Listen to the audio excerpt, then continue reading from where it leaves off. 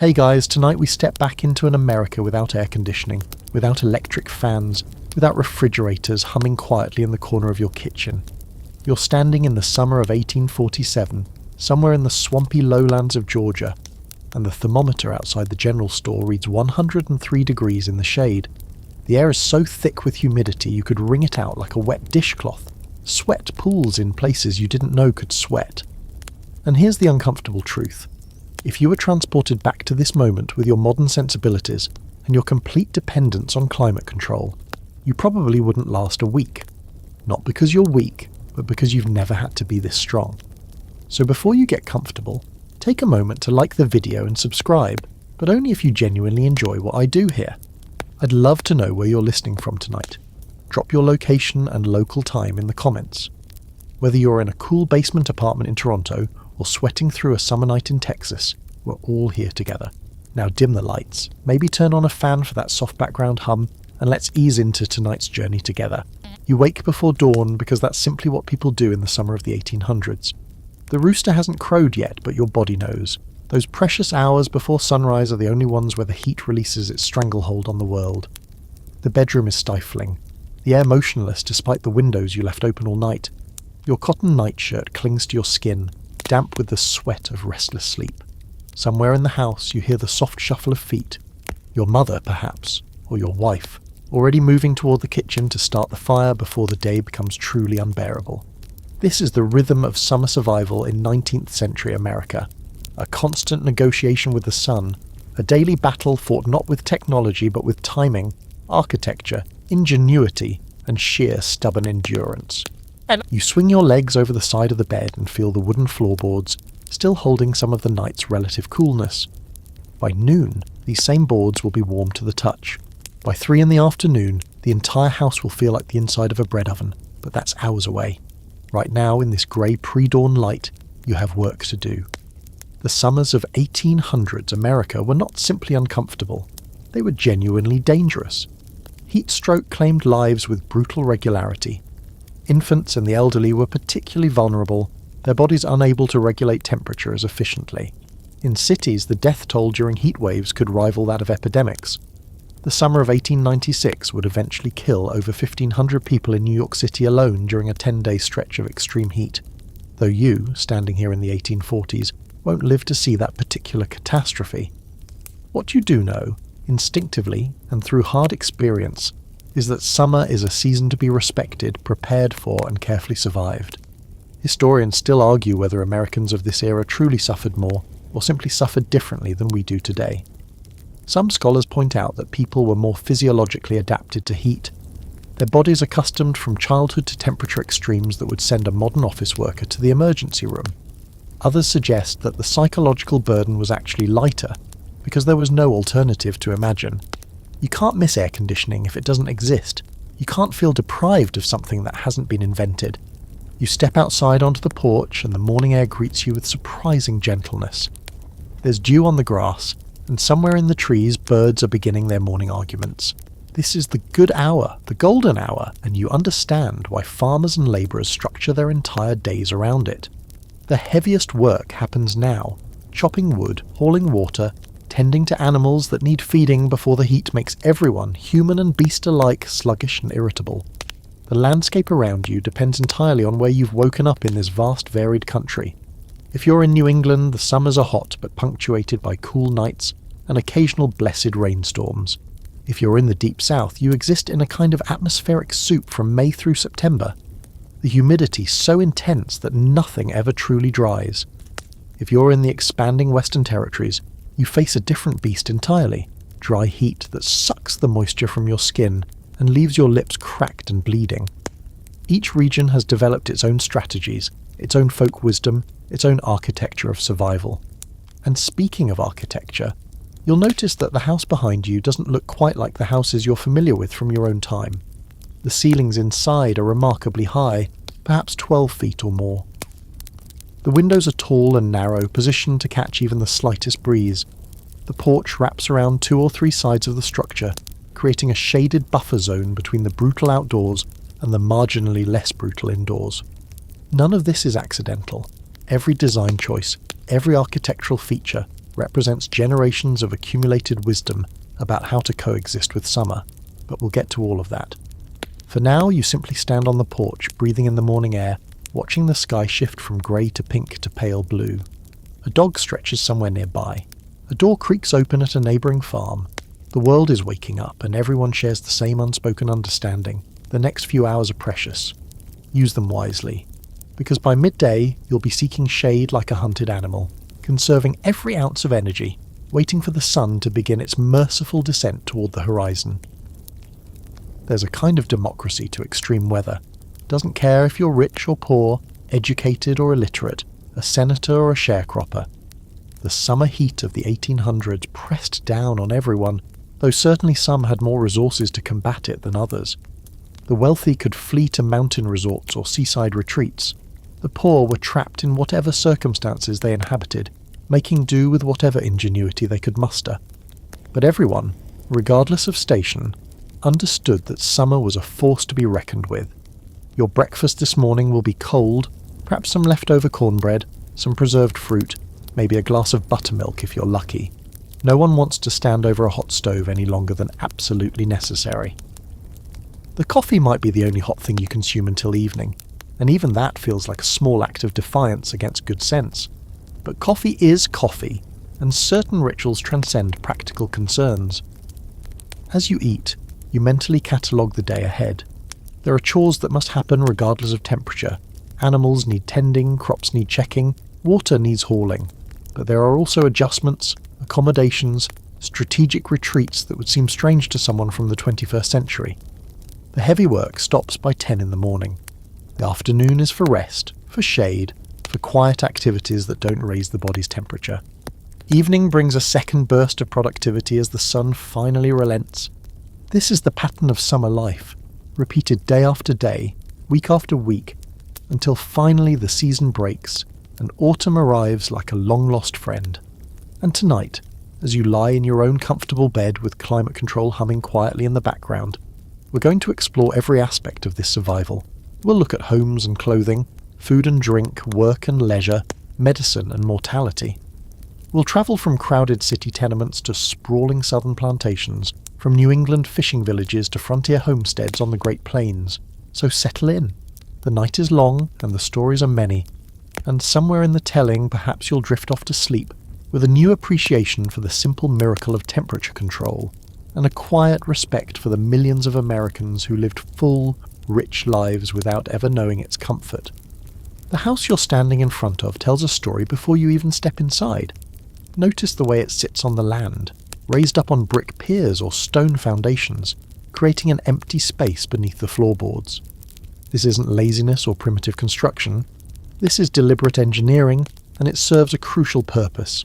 Air circulates beneath the house, cooling the floor from below. Moisture from the ground doesn't seep directly into the living space.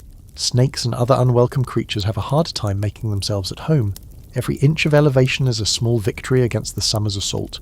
You climb the front steps and pause on the porch, which stretches the full width of the house and possibly wraps around to the sides. The porch isn't just a pleasant place to sit and watch the world go by, though it certainly serves that function too. It's a thermal buffer zone, a shaded transition space that keeps direct sunlight from striking the walls of the house itself.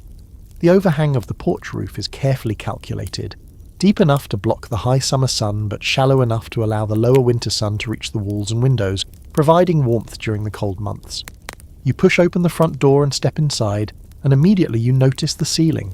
It soars above your head, perhaps 12 feet, perhaps 14, maybe even higher in grander homes. This isn't aristocratic showing off, though wealthy families certainly enjoyed the visual impact. High ceilings serve a ruthlessly practical purpose. Hot air rises. By pushing that ceiling up and away from the living space, you create a thermal reservoir where the hottest air can collect without suffocating the people below.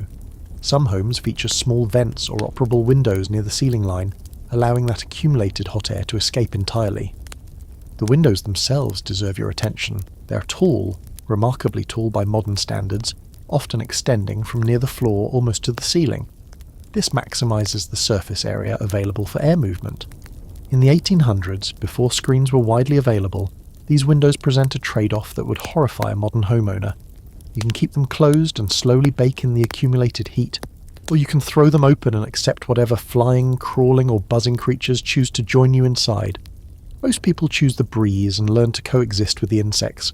The arrangement of windows matters enormously.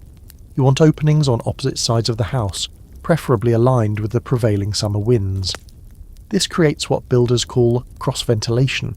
Air enters through one window, travels across the room, and exits through another, carrying heat and stagnant air with it.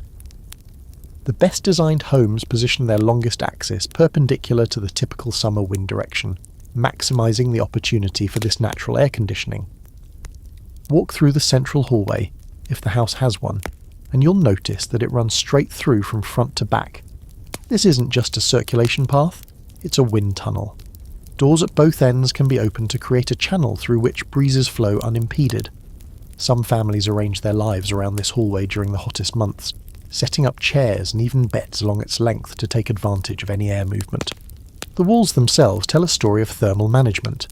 In the south, you often find homes built of brick or stone, materials with high thermal mass.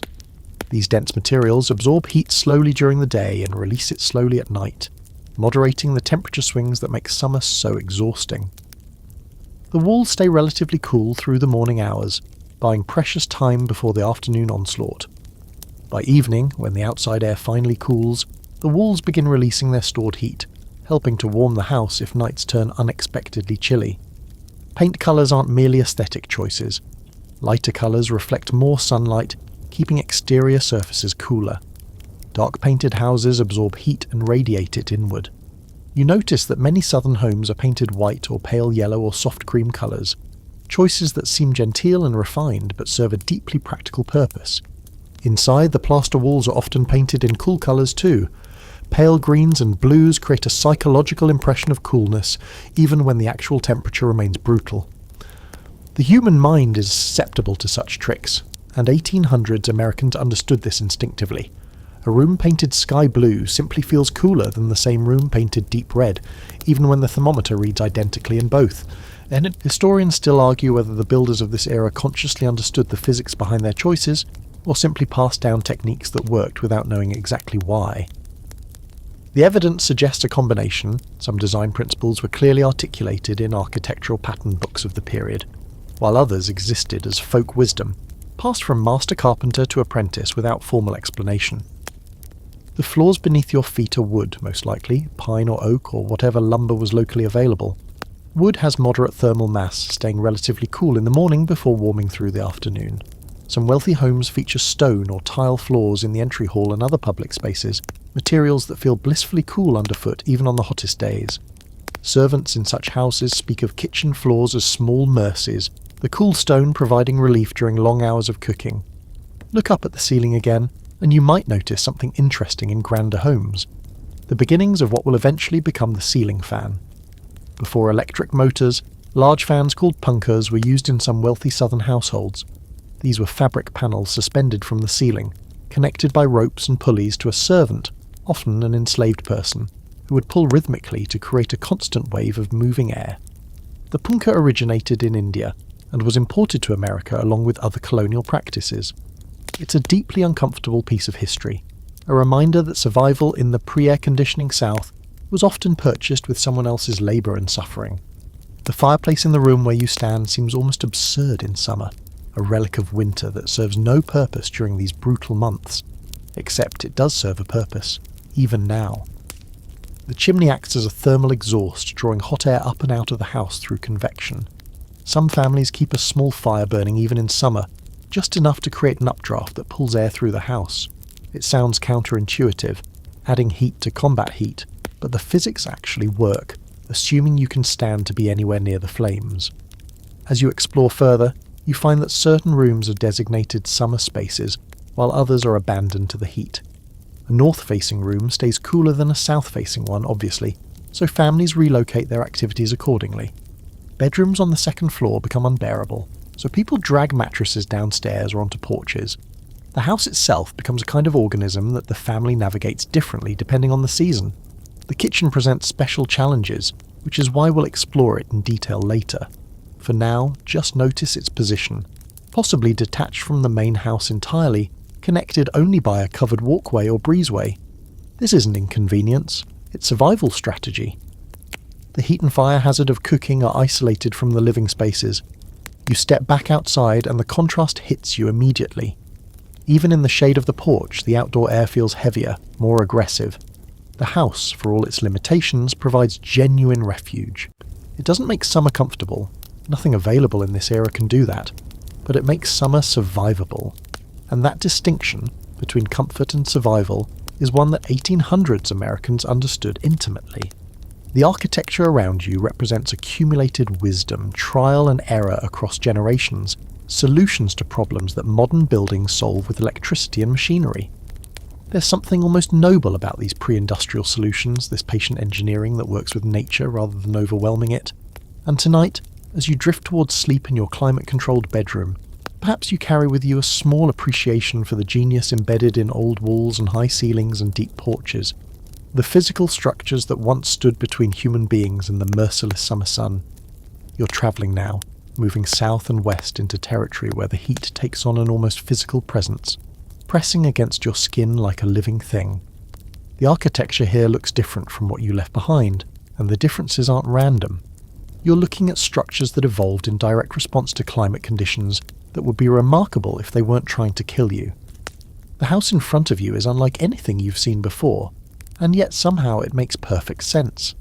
2 single-room cabins stand side by side, separated by an open breezeway perhaps 10 or 12 feet wide, all connected under one continuous roof.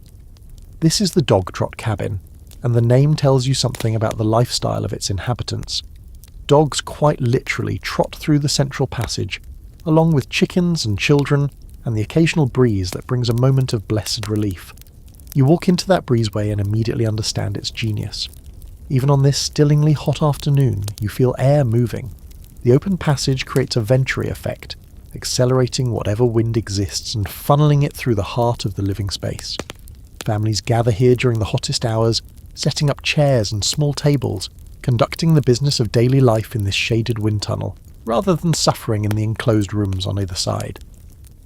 The design originated in the southern Appalachian region, where Scots-Irish settlers adapted building traditions from their homeland to suit the American climate.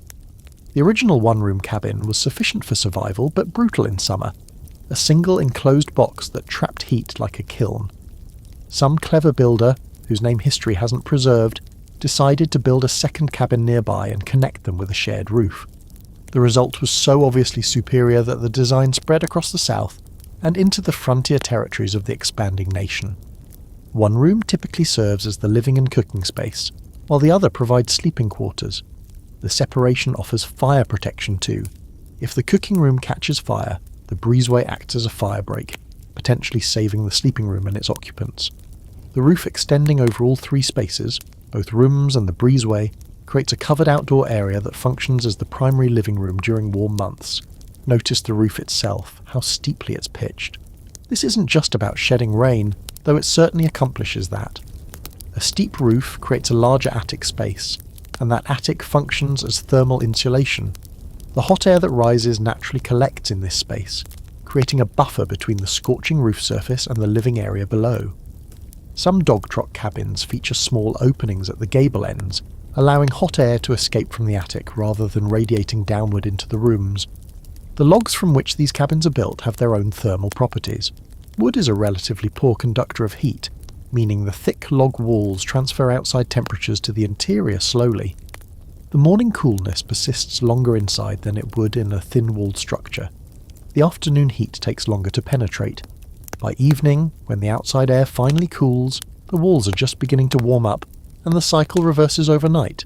But the dog trot isn't the only innovation you encounter as you travel through the South. In the coastal regions of Louisiana and Mississippi, you find raised cottages that look almost precarious, perched on tall brick or wooden piers that lift the living space 8 or 10 feet above the ground. This elevation serves multiple purposes: protection from flooding, obviously, but also access to breezes that don't exist at ground level. The air moves more freely up there, less impeded by vegetation and the natural obstructions close to the earth. The space beneath these raised cottages isn't wasted. It provides shaded storage, sheltered work areas, and cool retreats during the hottest hours. Children play there, protected from the sun, Adults conduct repairs on tools and equipment without baking under direct sunlight. Some families keep animals there, though the smell eventually becomes problematic in enclosed spaces. Historians still argue whether these raised cottage designs originated in the Caribbean and travelled north with French and Spanish colonists, or whether they evolved independently in response to similar climate conditions. The truth probably involves both, design ideas flowing along trade routes and migration paths, combining with local innovations to produce regional variations that share underlying principles. The galleries, those wraparound porches that characterise Louisiana architecture, deserve special attention. They completely surround the house on both floors, creating a shaded zone that prevents sunlight from ever directly striking the walls. The upper gallery often receives better breezes, making it the preferred sleeping area during summer months. Families drag beds and mattresses onto these upper porches, sleeping in the open air with nothing between them and the night sky except the porch roof overhead. There's a quirky piece of trivia worth knowing about these galleries. The railings and balusters weren't always solid. Many were designed with wide gaps specifically to allow air movement. A solid railing blocks the breeze. An open one lets it flow freely. This design choice prioritizes thermal comfort over safety in ways that would make a modern building inspector nervous.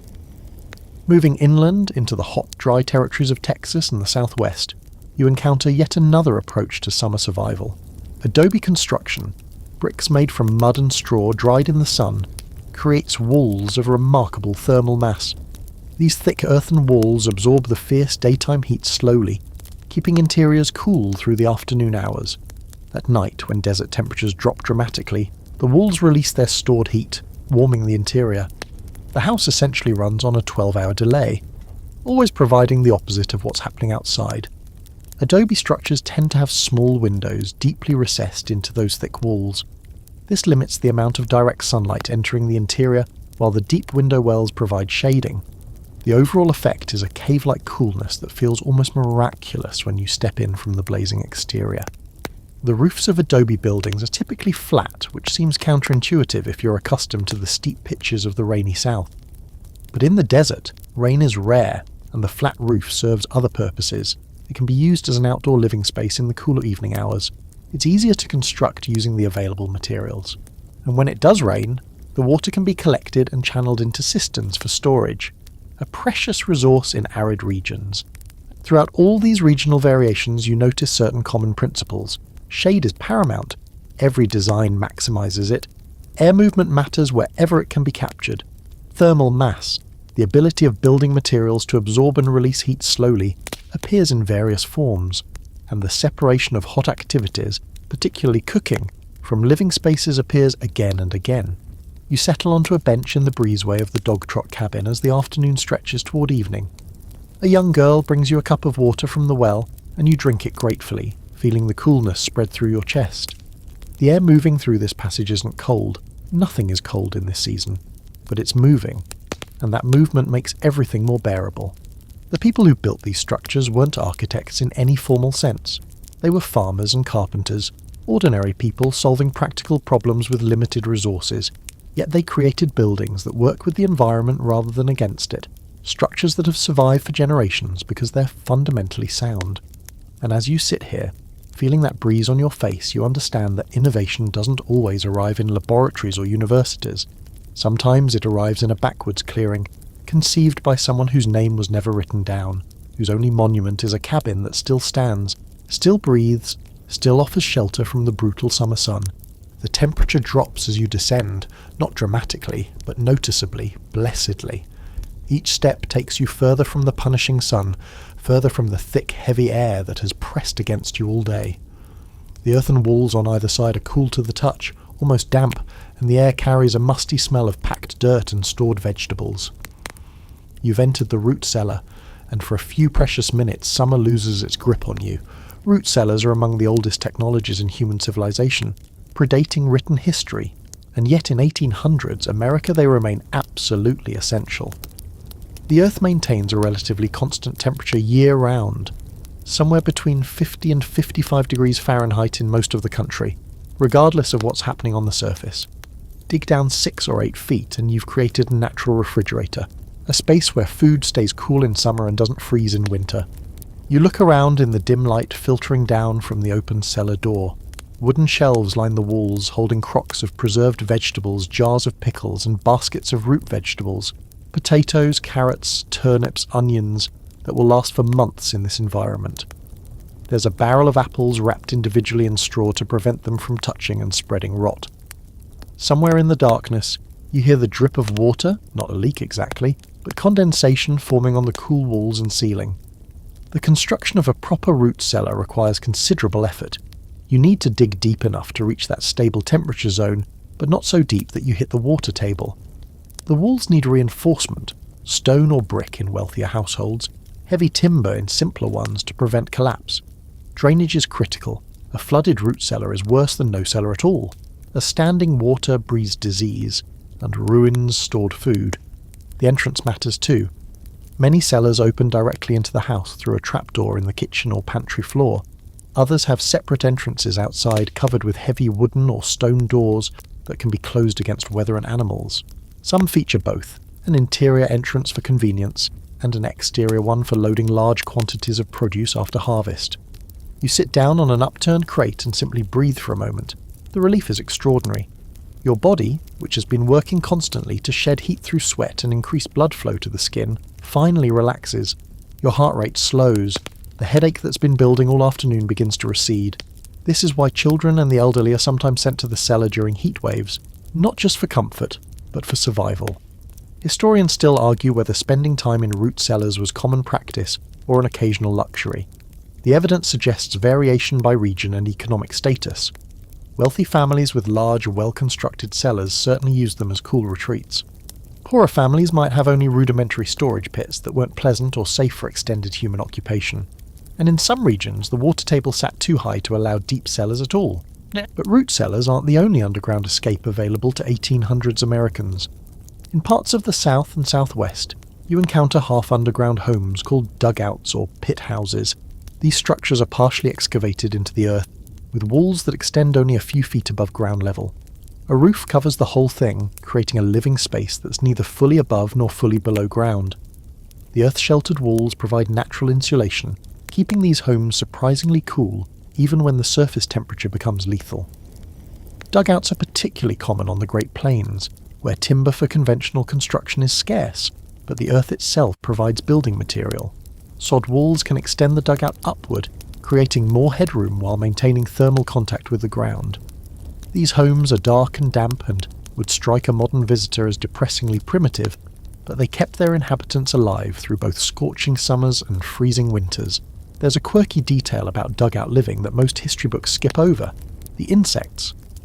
When your walls, and sometimes your ceiling, are literally made of earth, you share your home with whatever creatures live in that earth. Centipedes and beetles and various crawling things appear regularly, dropping from the ceiling onto beds and tables. Snakes sometimes seek out the cool darkness. One pioneer woman's diary describes waking to find a snake curled at her feet, seeking the same relief from the heat that had driven her underground. Springs and spring houses deserve mention too. If you're fortunate enough to have a natural spring on your property, you've been handed a gift of immense practical value. Spring water emerges from the ground at that constant underground temperature. Cold enough to preserve milk and butter, cold enough to cool a bottle of wine or cider to drinkability. A spring house is a small structure built over or around a spring, designed to capture and channel this cold water while providing a space to store perishables. You might find a spring house that's essentially a small stone room with water flowing through a channel in the floor. Crocks and jugs sit in this flowing water, kept perpetually cool. The air inside, chilled by the water's constant passage, approaches something like modern air conditioning in its effect. On the hottest days, family members might take turns sitting in the spring house, rotating out to give everyone a chance at relief. Cave usage varies across the country, depending on local geology. In the limestone regions of Kentucky and Tennessee and Missouri, natural caves provide access to underground spaces far more extensive than any root cellar. Some families use caves as summer retreats, setting up temporary living quarters in the cool darkness during heat waves. Others use them purely for storage. The constant temperature and humidity make them ideal for aging cheese and curing meat. The city of St. Louis famously developed a cave-based brewing industry.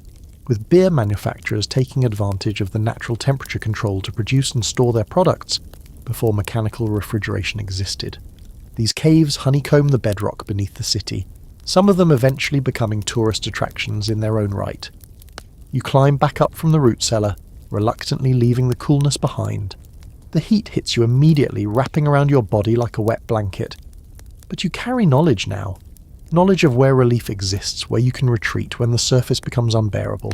The earth itself provides shelter to those who know how to use it. And tonight, as you drift towards sleep in your comfortable bed, perhaps you think about the people who dug these shelters with hand tools, who reinforced them with stones carried one by one, who descended into darkness to preserve food and preserve themselves. There's something profound about that relationship with the earth, that understanding that safety lies beneath rather than above. The ground that yields crops also yields refuge, if you're willing to dig deep enough to find it. You're standing on the shore of a frozen lake in Massachusetts, and even though it's January, you're already thinking about July. The men working around you are thinking the same thing, because what they're doing right now, cutting enormous blocks of ice from the lake surface and loading them onto horse-drawn sledges, will determine whether people hundreds of miles away survive the coming summer. The ice trade is one of the most remarkable industries of the 19th century, and it's almost entirely forgotten today. Before mechanical refrigeration, ice was literally harvested from northern lakes and rivers during winter months, packed in sawdust and straw, shipped by wagon, canal boat, steamship, and eventually railroad to every corner of the nation and indeed the world. The ice house became as essential to American life as the post office, and the men who cut and stored and delivered ice became key figures in the summer survival economy. You watch as teams of horses drag specialized ice plows across the frozen lake, scoring the surface in a grid pattern. The plows don't cut all the way through, they just create guidelines for the men who follow with long saws. These saws, some of them 6 feet long, cut vertically through the ice along the scored lines, creating blocks of uniform size. The standardization matters. Ice blocks need to pack together efficiently for storage and shipping. The blocks, each weighing anywhere from 100 to 300 pounds depending on the operation, are floated to a channel cut toward the shore, where they're pulled up a ramp and loaded onto sledges. The horses know the work well, stepping carefully on the slippery surface, pulling loads that would seem impossible if you weren't watching it happen. This particular operation sends ice to Boston, where it's stored in massive ice houses built specifically for the purpose. These structures are remarkable pieces of engineering in their own right.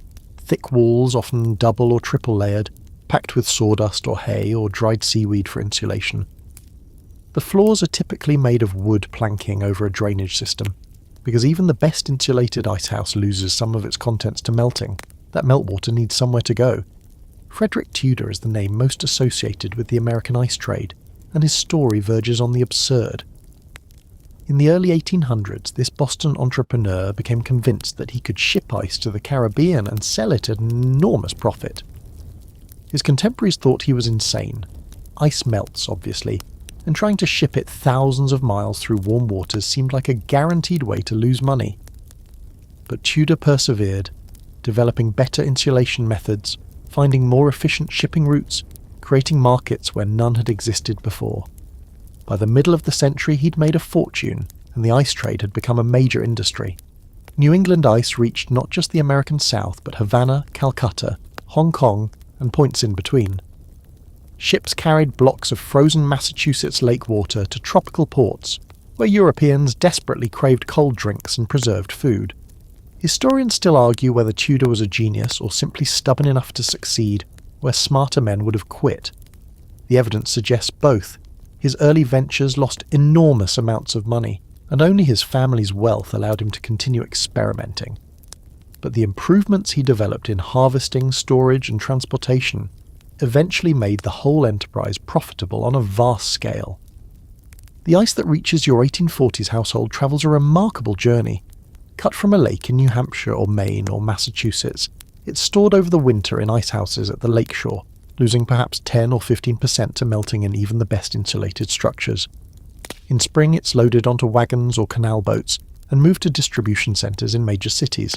From there, it's sold to retailers who maintain their own ice houses, and finally delivered by horse-drawn wagon to individual homes and businesses. The Iceman becomes a fixture of American urban life, a delivery worker who appears regularly at your door with a large block of ice slung over his shoulder, carried with iron tongs that bite into the frozen surface. He knows the delivery schedule of every customer on his route, knows which families need ice daily, and which can make a block last several days. Children follow his wagon in summer, hoping for chips and fragments that fall during cutting, enjoying the impossibility of ice on a sweltering July afternoon. There's a quirky dimension to the ice trade that reveals anxieties of the era. Some customers insisted on knowing where their ice originated, convinced that ice from polluted sources would spread disease when it melted. This wasn't entirely irrational. Ice cut from rivers near industrial areas or sewage outflows might indeed carry contaminants frozen within it. The cleanest, clearest ice from remote mountain lakes commanded premium prices, not just for its purity but for its psychological reassurance. The scale of the industry at its peak defies belief. In 1886, the Hudson River ice harvest alone employed 20,000 men and moved over 4 million tons of ice.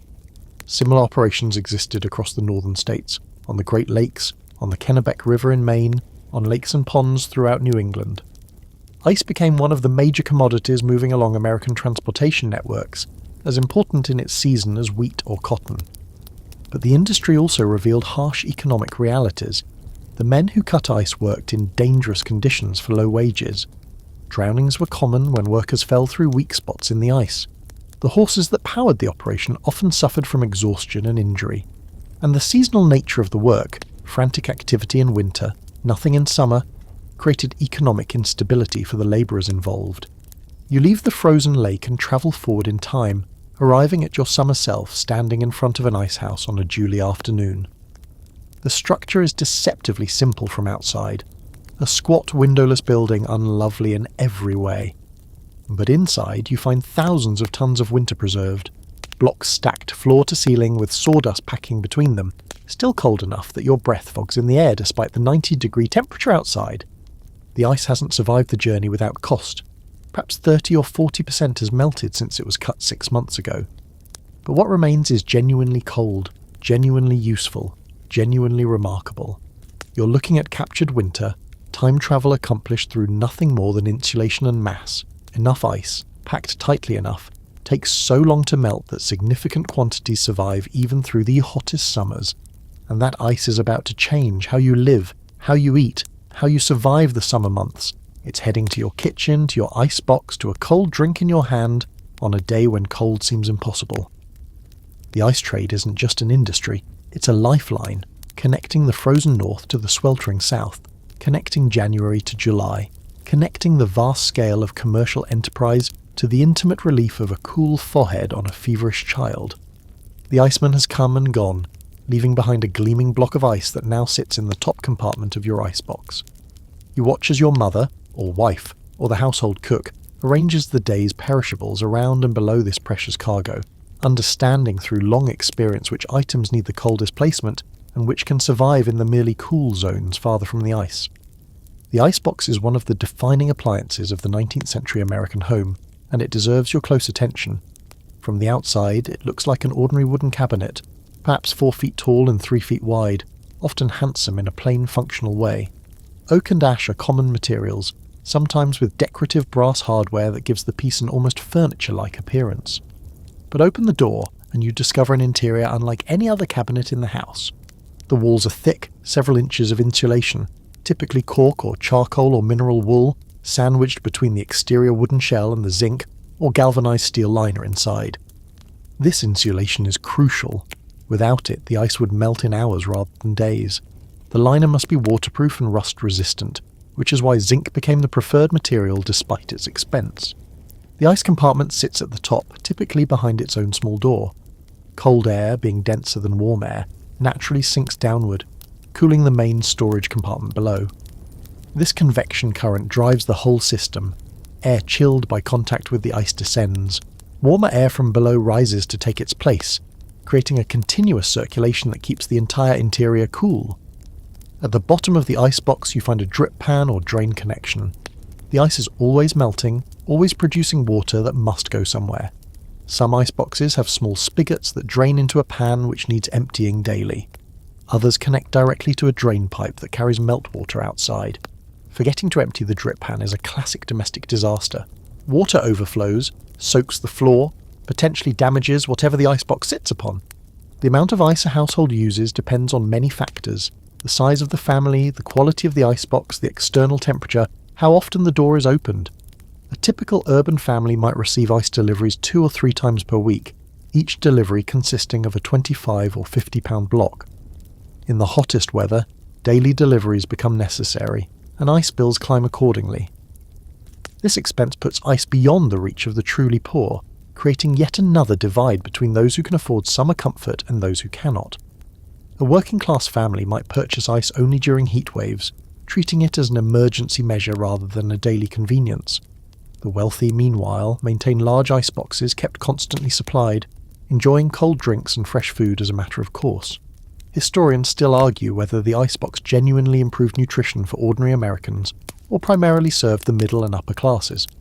The evidence suggests a gradual democratization over the century. Ice prices dropped as harvesting and transportation became more efficient, and by the 1880s and 1890s, ice delivery reached even modest urban neighborhoods. But rural areas remained largely cut off, unable to access the distribution networks that made ice affordable in cities. The food that goes into your icebox tells a story too. Fresh milk becomes practical in ways it never was before. You can buy it in the morning and expect it to remain drinkable by evening. Butter holds its shape rather than melting into a greasy puddle. Fresh meat can be purchased and stored for a day or two, reducing the frequency of market trips and allowing for more varied meal planning. But the icebox has limitations that would frustrate a modern cook. The temperature hovers in the low 40s Fahrenheit at best, cool enough to slow bacterial growth, but not cold enough to stop it. Food still spoils, just more slowly than it would at room temperature, and the icebox provides no freezer compartment. Anything placed inside remains refrigerated, not frozen. Making ice cream at home requires a separate device, a hand-cranked freezer that uses salt and ice to achieve temperatures cold enough to solidify cream. There's a quirky aspect of icebox culture that reveals anxieties of the era. Cookbook authors and domestic advisors spent considerable ink warning housewives about icebox odours. Strong-smelling foods could transfer their flavours to mild ones. Spoiled items could contaminate everything nearby. Keeping the icebox clean and properly organised became a marker of good housekeeping, and failure in this domain could mark a woman as incompetent or lazy. The arrival of the Iceman himself was a small drama of daily life, especially in urban areas. His wagon, loaded with glistening blocks covered in sawdust to slow melting, moved through neighbourhood streets on a regular schedule. Housewives placed cards in their windows indicating how much ice they needed, a different number visible depending on which way the card was turned, communicating the size of delivery desired without requiring conversation. The physical labour of ice delivery was punishing work. Those blocks weighed anywhere from 25 to 100 pounds, and the Iceman carried them using heavy tongs, often climbing several flights of stairs in urban apartments. The work demanded strength and endurance, and it paid poorly despite its physical demands. Many Icemen were recent immigrants, taking whatever work was available in a new country. And yet there was something almost magical about the Iceman's arrival, particularly for children. Here was winter appearing in summer, cold materialising on a hot day. The chips and fragments that fell from the ice wagon became treats, cooling mouths and hands, melting on tongues like edible impossibilities. Some Icemen cultivated relationships with neighbourhood children, understanding that these small gestures built customer loyalty among families. The icebox, for all its limitations, changed the rhythm of American domestic life. Marketing could happen less frequently because food lasted longer. Meals could include cold dishes, cold salads, cold soups, cold desserts that made summer eating more pleasant. The anxiety about spoilage, while not eliminated, was reduced, and the very existence of cold in the home, controllable and reliable, represented a kind of triumph over the season's worst excesses. You close the icebox door and feel the small click of the latch catching. Inside that wooden cabinet, surrounded by insulation, cooled by a block of Massachusetts lake water cut 6 months ago, your food waits in suspended time. It won't stay there forever. Nothing does. But for now, for today, you've beaten back the summer's most immediate threat. And that small victory, repeated daily in millions of homes across the nation, adds up to something like a revolution in how human beings live. You're getting dressed for a summer day in 1850-something, and everything you think you know about Victorian clothing is about to be challenged. Yes, the women around you wear long skirts and multiple layers. Yes, the men wear suits and long trousers, but the specifics matter enormously, and the specifics are far more sensible than you might expect. And start with the undergarments, because that's where everyone starts. The assumption that 19th century Americans sweated miserably in heavy wool and restrictive layers is partially true for some people in some circumstances, but the reality is considerably more nuanced. The underclothes closest to your skin are most likely made of linen or cotton, lightweight breathable fabrics that have been used to combat heat for thousands of years. Linen in particular deserves praise it rarely receives. Woven from flax fibres, linen fabric has a remarkable ability to wick moisture away from the skin and release it into the air. It feels cool to the touch, even on hot days. It breathes in ways that modern synthetic fabrics struggle to match, and it was widely available throughout the 1800s, grown and processed domestically in many regions. The man getting dressed for a summer day puts on a linen shirt first, loose-fitting, often without the stiff detachable collar that formal occasions require. The collar, when worn, is one of the true miseries of male fashion in this era, a rigid band of starched fabric that traps heat and restricts movement. But for everyday work, for farm labour or shopkeeping or simple domestic puttering, the collar stays in the drawer and the neck stays bare. His trousers are lighter weight than you might expect. Summer weight wool exists, woven loosely enough to allow air circulation, and cotton trousers become increasingly common as the century progresses. The colour matters. Lighter shades reflect more sunlight and absorb less heat. A farmer might wear undyed cotton or linen pants that appear almost white, while a clerk in town might wear light grey or tan. The vest that often appears in photographs was frequently abandoned in summer, despite its formal associations. Photographs capture people in their best clothes, dressed for the occasion of sitting for a portrait. They don't show the same people an hour later, vest removed, shirt sleeves rolled up, collar loosened, making themselves as comfortable as their era and social position allowed. Women's clothing presents a more complicated picture, because women's fashion in this era involved more layers, more structure, and more social surveillance. But even here, the reality diverges from the stereotype of suffering ladies in dark wool fainting from heat stroke. The foundation garment, the chemise, was made of thin cotton or linen hanging loosely from the shoulders and extending to somewhere between knee and ankle. This layer served multiple purposes, protecting the outer clothing from body oils and sweat, providing a comfortable surface against the skin, and allowing the outer layers to be worn longer between washings.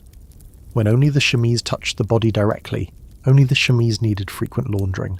The dreaded corset comes next, and here historians still argue about comfort and constraint. Undoubtedly, tightly laced corsets restricted movement and breathing in ways that made heat more dangerous. But not all corsets were tightly laced. Working-class women, who couldn't afford to restrict their ability to labour, wore corsets more loosely or sometimes not at all. And even middle-class women loosened their lacing in summer in the privacy of their homes when no visitors were expected. Summer corsets existed as a distinct category, made with lighter boning, constructed from cotton or linen rather than heavier materials, designed to provide shape without excessive warmth. These practical garments rarely survive in museum collections because they were worn to destruction, while the fancy silk corsets meant for special occasions were preserved as treasures. The petticoats that created the fashionable silhouette of the era were another source of potential misery. Multiple layers of fabric draped over a woman's hips and legs, creating bulk and trapping heat. But again, the number of petticoats varied by occasion. A woman might wear 3 or 4 layers for church on Sunday, then strip down to 1 or 2 for everyday wear at home. There's a quirky detail about women's summer clothing that fashion historians find endlessly fascinating: the widespread use of white and other light colours. Look at photographs and paintings from the period, and you'll notice that summer gatherings feature pale dresses: white, cream, pale pink, light blue, in stark contrast to the darker colours associated with formal or winter wear. These light colours weren't just aesthetically cool, they were literally cooler, reflecting sunlight rather than absorbing it. The fabrics themselves were often surprisingly sheer. Muslin, a finely woven cotton, was tremendously popular for summer dresses, thin enough that multiple layers were necessary for modesty, but each layer individually quite breathable. Cotton lawn, batiste, and voile offered similar properties: lightweight, airy, comfortable in ways that heavy silks and wools could never match. Accessories completed the summer wardrobe. Hats were essential for both sexes, protecting faces and heads from direct sun. Women's hats were often wide-brimmed, providing shade for the face and shoulders. Men wore straw hats, boaters and panamas, that were lighter and more breathable than felt. Going out without a hat was considered both unfashionable and genuinely foolish, an invitation to sunstroke. Parasols gave women additional protection, creating portable shade that could be adjusted as the sun moved across the sky. These weren't merely decorative. They were functional tools for blocking direct sunlight, made of light-coloured fabric that reflected heat and created a cool shadow beneath. And then there were the people who abandoned fashion expectations altogether, at least in private. Farmers working in their fields stripped down to minimum decency. Children often went barefoot, and minimally clothed through summer months. Within the home, away from public scrutiny, both men and women might reduce their layers dramatically, saving the full costume for moments when visitors might appear. The social pressure to maintain appearances even in discomfort was real, but it existed in tension with practical survival. You dressed according to circumstance, more formally for public occasions, more comfortably for private ones, and you understood that the suffering visible in formal photographs represented one extreme of a spectrum that also included practicality and comfort. You finished dressing for your summer day, choosing lightweight fabrics in pale colours, leaving off the layers that can be removed without violating social norms, preparing to face the heat with whatever advantages clothing technology can provide. It won't be enough. Nothing available is truly enough, but it will help. And that helping, that marginal improvement, is what survival in this era demands. The corset deserves its own consideration, because no garment from the 19th century generates more modern confusion and more passionate historical debate. You've heard the horror stories. Women fainting because they couldn't breathe, ribs permanently deformed, internal organs displaced by decades of tight lacing. Some of these stories are true, most require significant qualification. You're helping your sister dress for a summer garden party, and you're watching the corset go on. The first thing you notice is that it's not the instrument of torture you expected. This particular corset is made for summer wear, constructed of cotton coutil, a tightly woven but breathable fabric with relatively light boning made of cane rather than steel. The colour is white or cream, absorbing less heat than darker materials would. Your sister steps into the corset. Yes, steps into it, because this style opens at the front and fastens up the back, and you begin to tighten the lacing. Here's where modern assumptions need adjusting. You don't pull the laces as tight as physically possible. You pull them to a comfortable tension, enough to provide support and shape, but not enough to restrict breathing significantly. Your sister can still take deep breaths, still move freely, still bend at the waist. The tightly laced corset, the one that created the extreme wasp-waisted silhouette associated with Victorian fashion, was reserved for formal occasions and often for women whose social status demanded such display. Working women, middle-class women going about daily activities, and women in private simply didn't lace that tightly. It would have made their daily work impossible, and practicality ultimately trumps fashion when survival is at stake. But the corset does add heat. No denying that. Another layer around the torso, even a breathable layer, reduces air circulation and traps warmth. Some women addressed this by wearing summer corsets only when leaving the house, removing them immediately upon returning to the privacy of home. Others wore corset covers, thin cotton garments over the corset that absorbed sweat and could be laundered more easily than the corset itself. Historians still argue whether corsets were primarily oppressive or primarily functional, and the answer is probably both, depending on circumstances. Corsets did provide genuine support, particularly for women engaged in physical labour. They created a smooth silhouette over which outer garments hung properly, and they were expected. Going without one in public marked a woman as lower class or morally suspect. But they also restricted movement, required assistance to put on and take off, and added thermal burden during summer months. Let's move beyond corsets to consider the broader question of fabric and its relationship to survival. Cotton, linen, and silk were the summer fabrics of choice for those who could afford them. Each had distinctive properties worth understanding.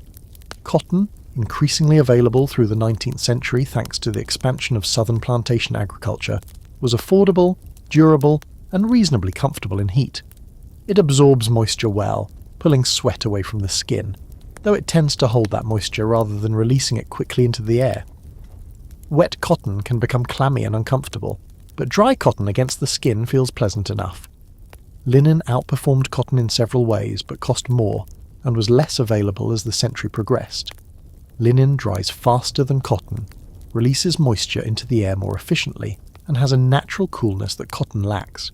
The wealthy wore linen undergarments throughout the summer. The less wealthy mixed linen and cotton or used cotton alone. Silk might seem an unlikely summer fabric, but light silk breathes remarkably well, and has the additional virtue of feeling luxuriously smooth against the skin. Silk absorbs body heat quickly, creating an initial sensation of coolness, though it can become warm with prolonged wear. Summer dresses of thin silk were common among the wealthy, delicate garments that required careful handling but provided genuine comfort. Wool? Yes, wool actually had summer applications, though this sounds counterintuitive. Lightweight wool, woven loosely, can wick moisture away from the skin more effectively than cotton. It resists odour better than plant fibres, and it regulates temperature, keeping the wearer cooler in heat and warmer in cold. Fine wool garments were worn year-round by those who understood and could afford quality textiles. There's a quirky piece of clothing history worth mentioning: the summer suit. By the late 1800s, men's fashion had developed specific warm weather alternatives to the standard dark wool suit.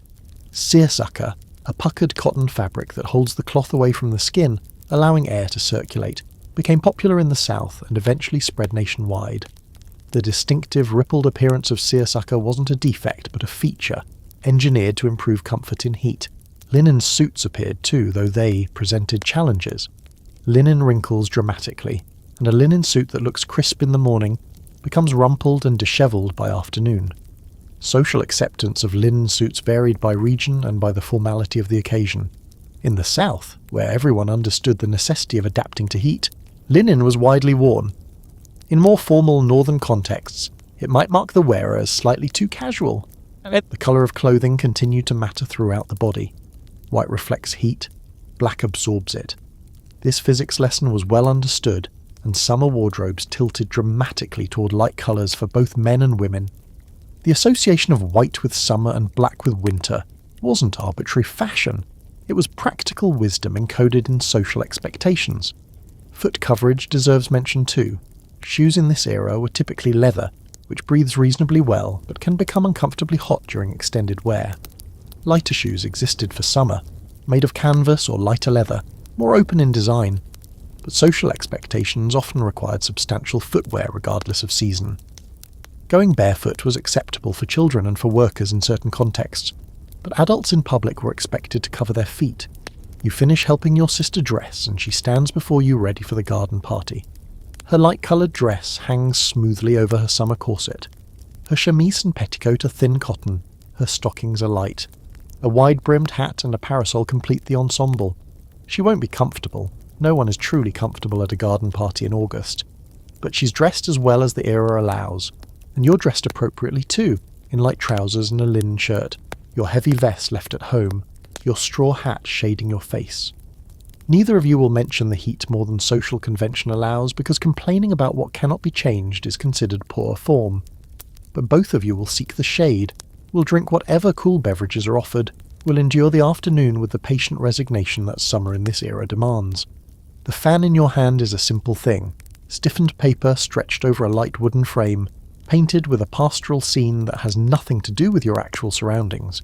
You open it with a practiced flick of the wrist and begin the rhythmic motion that will define your next several hours, back and forth, creating a small current of air that moves across your face and provides a fragile illusion of coolness. Hand fans are among the oldest cooling technologies in human civilization, predating written history, appearing in ancient Egyptian tombs and Chinese court paintings alike. In 1800s America, they remain absolutely essential to summer survival, and they've evolved into something far more interesting than simple cooling devices. The motion itself matters more than you might think. When air moves across your skin, it accelerates the evaporation of sweat, and that evaporation produces cooling. Still air allows sweat to pool and drip, providing minimal relief. Moving air carries the moisture away, and with it carries heat. Even on the most oppressive days, when the air temperature exceeds body temperature, fan-created movement helps. But the act of fanning costs energy, and energy produces heat. This is the cruel irony of the hand fan. The harder you work to cool yourself, the more your body warms from the effort. The optimal fanning technique is slow and steady, minimizing exertion while maintaining air movement. You see elderly ladies who have mastered this art, their wrists moving with economical grace that seems to require no effort at all. The materials of fans vary enormously by cost and circumstance. At the simplest level, you have palmetto fans, woven from palm leaves, available for a few pennies, used by labourers and farmers and anyone else who needs cooling without pretension. These fans are effective, durable and democratic. A field hand and a senator might both carry one, though the senator would never admit it in polite company. Moving up the social scale, you encounter paper fans with painted decorations, silk fans with embroidered designs, feather fans made from ostrich plumes, ivory fans carved with intricate scenes. These expensive fans are accessories as much as tools, statements of wealth and taste as much as functional objects. A lady's fan matches her dress, complements her jewellery, announces her social position to everyone who observes her. There's a quirky social phenomenon around fans that Victorian-era Americans developed into something close to a language. The language of the fan supposedly allowed women to communicate secretly with admirers across crowded rooms. A fan pressed to the right cheek meant yes. Pressed to the left cheek meant no. Drawing the fan across the forehead indicated that you were being watched. Twirling the fan in the right hand meant, I love another. Historians still argue whether this fan language was genuinely practiced, or was largely a myth created by fan manufacturers to market their products as tools of romance. The evidence is mixed. Some etiquette guides from the period do reference fan signals, but it's unclear how many women actually used them, or how reliably the signals would have been understood. Regardless of its practical reality, the idea of the fan as a communication device captures something about the era's elaborate social codes. Beyond hand fans, you encounter other fan technologies. Ceiling fans in their pre-electric form, the punkahs we mentioned earlier, appeared in wealthy homes and public spaces. These large fabric panels, suspended from the ceiling and moved by rope and pulley systems, could cool an entire room rather than just an individual. Churches, hotel lobbies, and dining rooms in the South often featured punkahs, operated by servants or enslaved people who sat in a corner pulling the rope hour after hour. Fans appeared in public buildings through ingenious mechanical arrangements. Some theatres and assembly halls featured large fans operated by foot treadles. Members of the audience could pump pedals beneath their seats to operate a fan overhead, cooling themselves and their neighbours. Other venues employed water-powered fan systems, using the flow of streams or springs to operate mechanical paddles that stirred the air. The fan industry itself was substantial, employing designers, craftsmen, importers, and retailers across the country. American fans were often imported from China, Japan, France, and Spain, where manufacturing traditions produced elegant products that American workshops struggled to match. But domestic production increased through the century, and by the 1880s, American-made fans competed reasonably well in quality and design. Advertising fans became a distinctive American innovation. These were cheap paper fans printed with commercial messages, an advertisement for a local merchant, a political slogan, a railroad timetable. Businesses gave them away as promotional items, understanding that a fan was too useful to throw away and would carry the advertising message for an entire summer season. You still see these advertising fans occasionally at antique shops, fragile survivors of a promotional strategy that worked remarkably well. Churches were major distributors of advertising fans, particularly in the South. Funeral homes, in particular, provided free fans printed with their names and contact information. A morbid but practical combination, since funerals were often held in unair-conditioned churches during summer months. The sight of an entire congregation fanning themselves with identical funeral home advertisements became a distinctive feature of Southern worship. The limitations of fans are obvious. They require continuous manual effort and less mechanized. They cool only the person fanning, and perhaps their immediate neighbours. They cannot lower the actual temperature of the room, only increase air circulation. And on the very worst days, when the air itself feels like a blast from a furnace, Even vigorous fanning provides minimal relief. Yet fans remained essential because they provided the only individually controlled cooling technology available to most Americans. You couldn't control the weather, couldn't choose to be somewhere cooler, couldn't flip a switch and make the heat disappear. But you could fan yourself, could create that small current of air, could exercise that tiny measure of control over your comfort. The psychological value of having something to do, some action to take against the oppressive heat, shouldn't be underestimated. You continue your slow, steady fanning motion, feeling the air move across your face, watching others around you do the same. It looks almost like synchronized movement, like a strange form of worship. Dozens of fans moving in the unconscious rhythm, everyone fighting the same enemy in the same way. And that shared struggle, that common enemy, creates a kind of community. You're all in this together, suffering together, surviving together, fanning your way through another summer afternoon. The river stretches before you, brown and slow-moving, its surface broken occasionally by fish rising or branches drifting past. You're standing on a sandy bank in your underclothes, looking for a spot deep enough to submerge yourself properly. The sun is absolutely brutal directly overhead, and the water, murky and of uncertain cleanliness, looks like paradise. Water was the ultimate summer refuge in the 1800s America, and people's relationships with rivers, lakes, ponds and wells tell us something essential about how they survived the season. But water was also dangerous in ways that modern Americans can barely imagine, and understanding those dangers explains why 19th century attitudes towards swimming and bathing seem so strange to us now. You wade in slowly, feeling the bottom with your feet. The water is cooler than the air but not cold, probably in the upper 70s or low 80s by late summer. Still, it pulls heat from your body with delicious efficiency. Water conducts heat many times faster than air, so even lukewarm water feels refreshing against overheated skin. You submerge up to your shoulders, feel the relief flood through your body, and wonder why everyone doesn't spend all day in the river. The answer involves multiple concerns. First, drowning was common enough to be a genuine worry. Not everyone knew how to swim. In fact, swimming instruction was far from universal, and even experienced swimmers could be caught by unexpected currents or hidden obstacles. Second, waterborne diseases were real threats even before their causes were understood.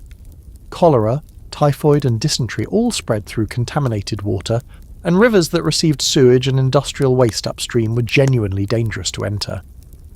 Third, and perhaps most complicated, were social anxieties about bathing and the human body. The 19th century had complex attitudes about nakedness, cleanliness, and the propriety of submerging oneself in water. These attitudes varied dramatically by region, class and decade, making generalizations difficult.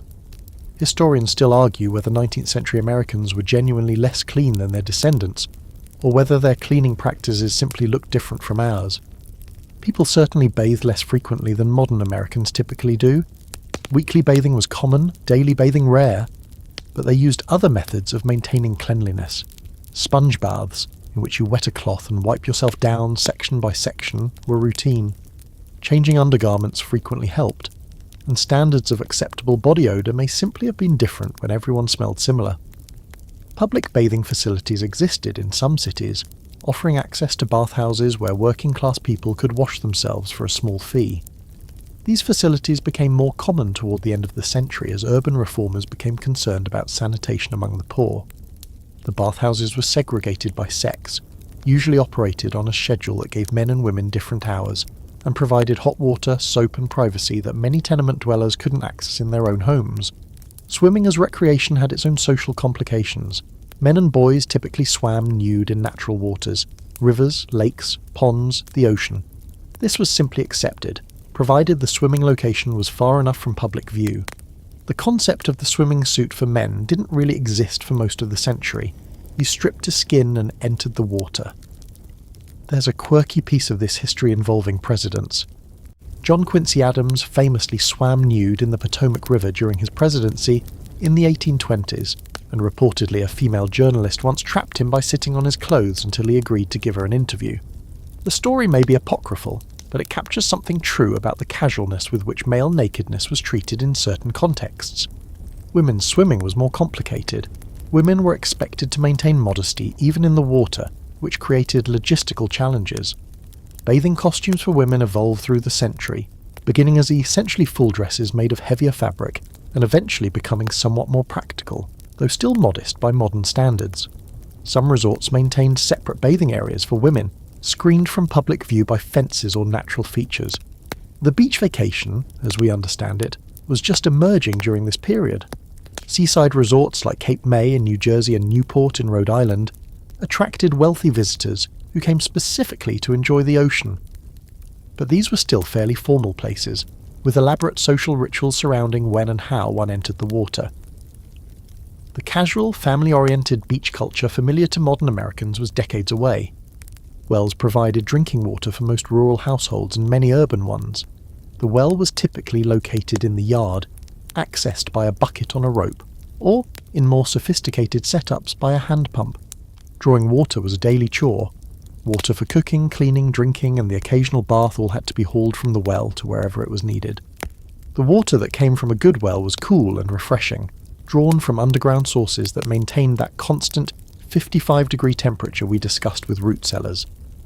Drinking cold well water on a hot day was one of life's genuine pleasures, a small gift that required no wealth or social status to enjoy. But wells could also be contaminated, especially in areas where privies and wells were located too close together, and the waterborne diseases that resulted killed thousands annually. Springs were particularly valued because their constant flow reduced the risk of contamination. A spring that produced clear, cold water continuously was a valuable piece of property, and homes were often sited specifically to take advantage of such springs. Spring water was considered purer and tastier than well water, and many families travelled significant distances to fill jugs from springs they trusted. You float on your back in the river, eyes closed against the sun, feeling your body cool degree by degree. The current tugs gently, the water supports your weight. The world shrinks to this simple physical experience. You're not thinking about cholera or drowning or social propriety. You're simply cool, finally, blessedly cool, and the summer's brutality seems far away. Eventually you'll have to leave, have to return to the punishing air, have to resume the daily struggle. But for now, in this moment, you've found the closest thing to relief that this era can offer. Your body suspended in water, heat draining away, the afternoon passing in something close to comfort. Your throat is parched, your lips cracked, and the sun feels like it's personally targeting you. What you need more than anything is something to drink. Something that will replace the fluids you've sweated out over the past hours. Something that might even feel cool going down. The beverages of 1800s, America have evolved specifically to address these needs, and some of them might surprise you. Let's start with Switchel, because no beverage better captures the practical wisdom of 19th century summer survival. You probably haven't heard of it. It's almost entirely forgotten today, but for farmers and labourers across America, Switchel was the Gatorade of its era. The recipe is simple. Water, vinegar, ginger, and some kind of sweetener, usually molasses or maple syrup depending on region. That's it. You mix them together, let the flavours combine, and drink it cool from the jug you've been keeping in the shade or submerged in the spring. It sounds terrible, but it works. The vinegar provides electrolytes lost through sweat. The ginger settles the stomach, which heat can upset. The sweetener provides quick energy. The water obviously replaces lost fluids. Farmers swore by Switchel and carried it into the fields during harvest, drinking quantities that would seem absurd if you didn't understand how much fluid hard labour in summer heat requires. Historians still argue whether Switchel's health benefits were real or whether they were a matter of belief. Modern nutritional analysis suggests the drink does contain meaningful quantities of potassium and other electrolytes, so the farmer's faith wasn't entirely misplaced. But perhaps equally important was the psychological benefit.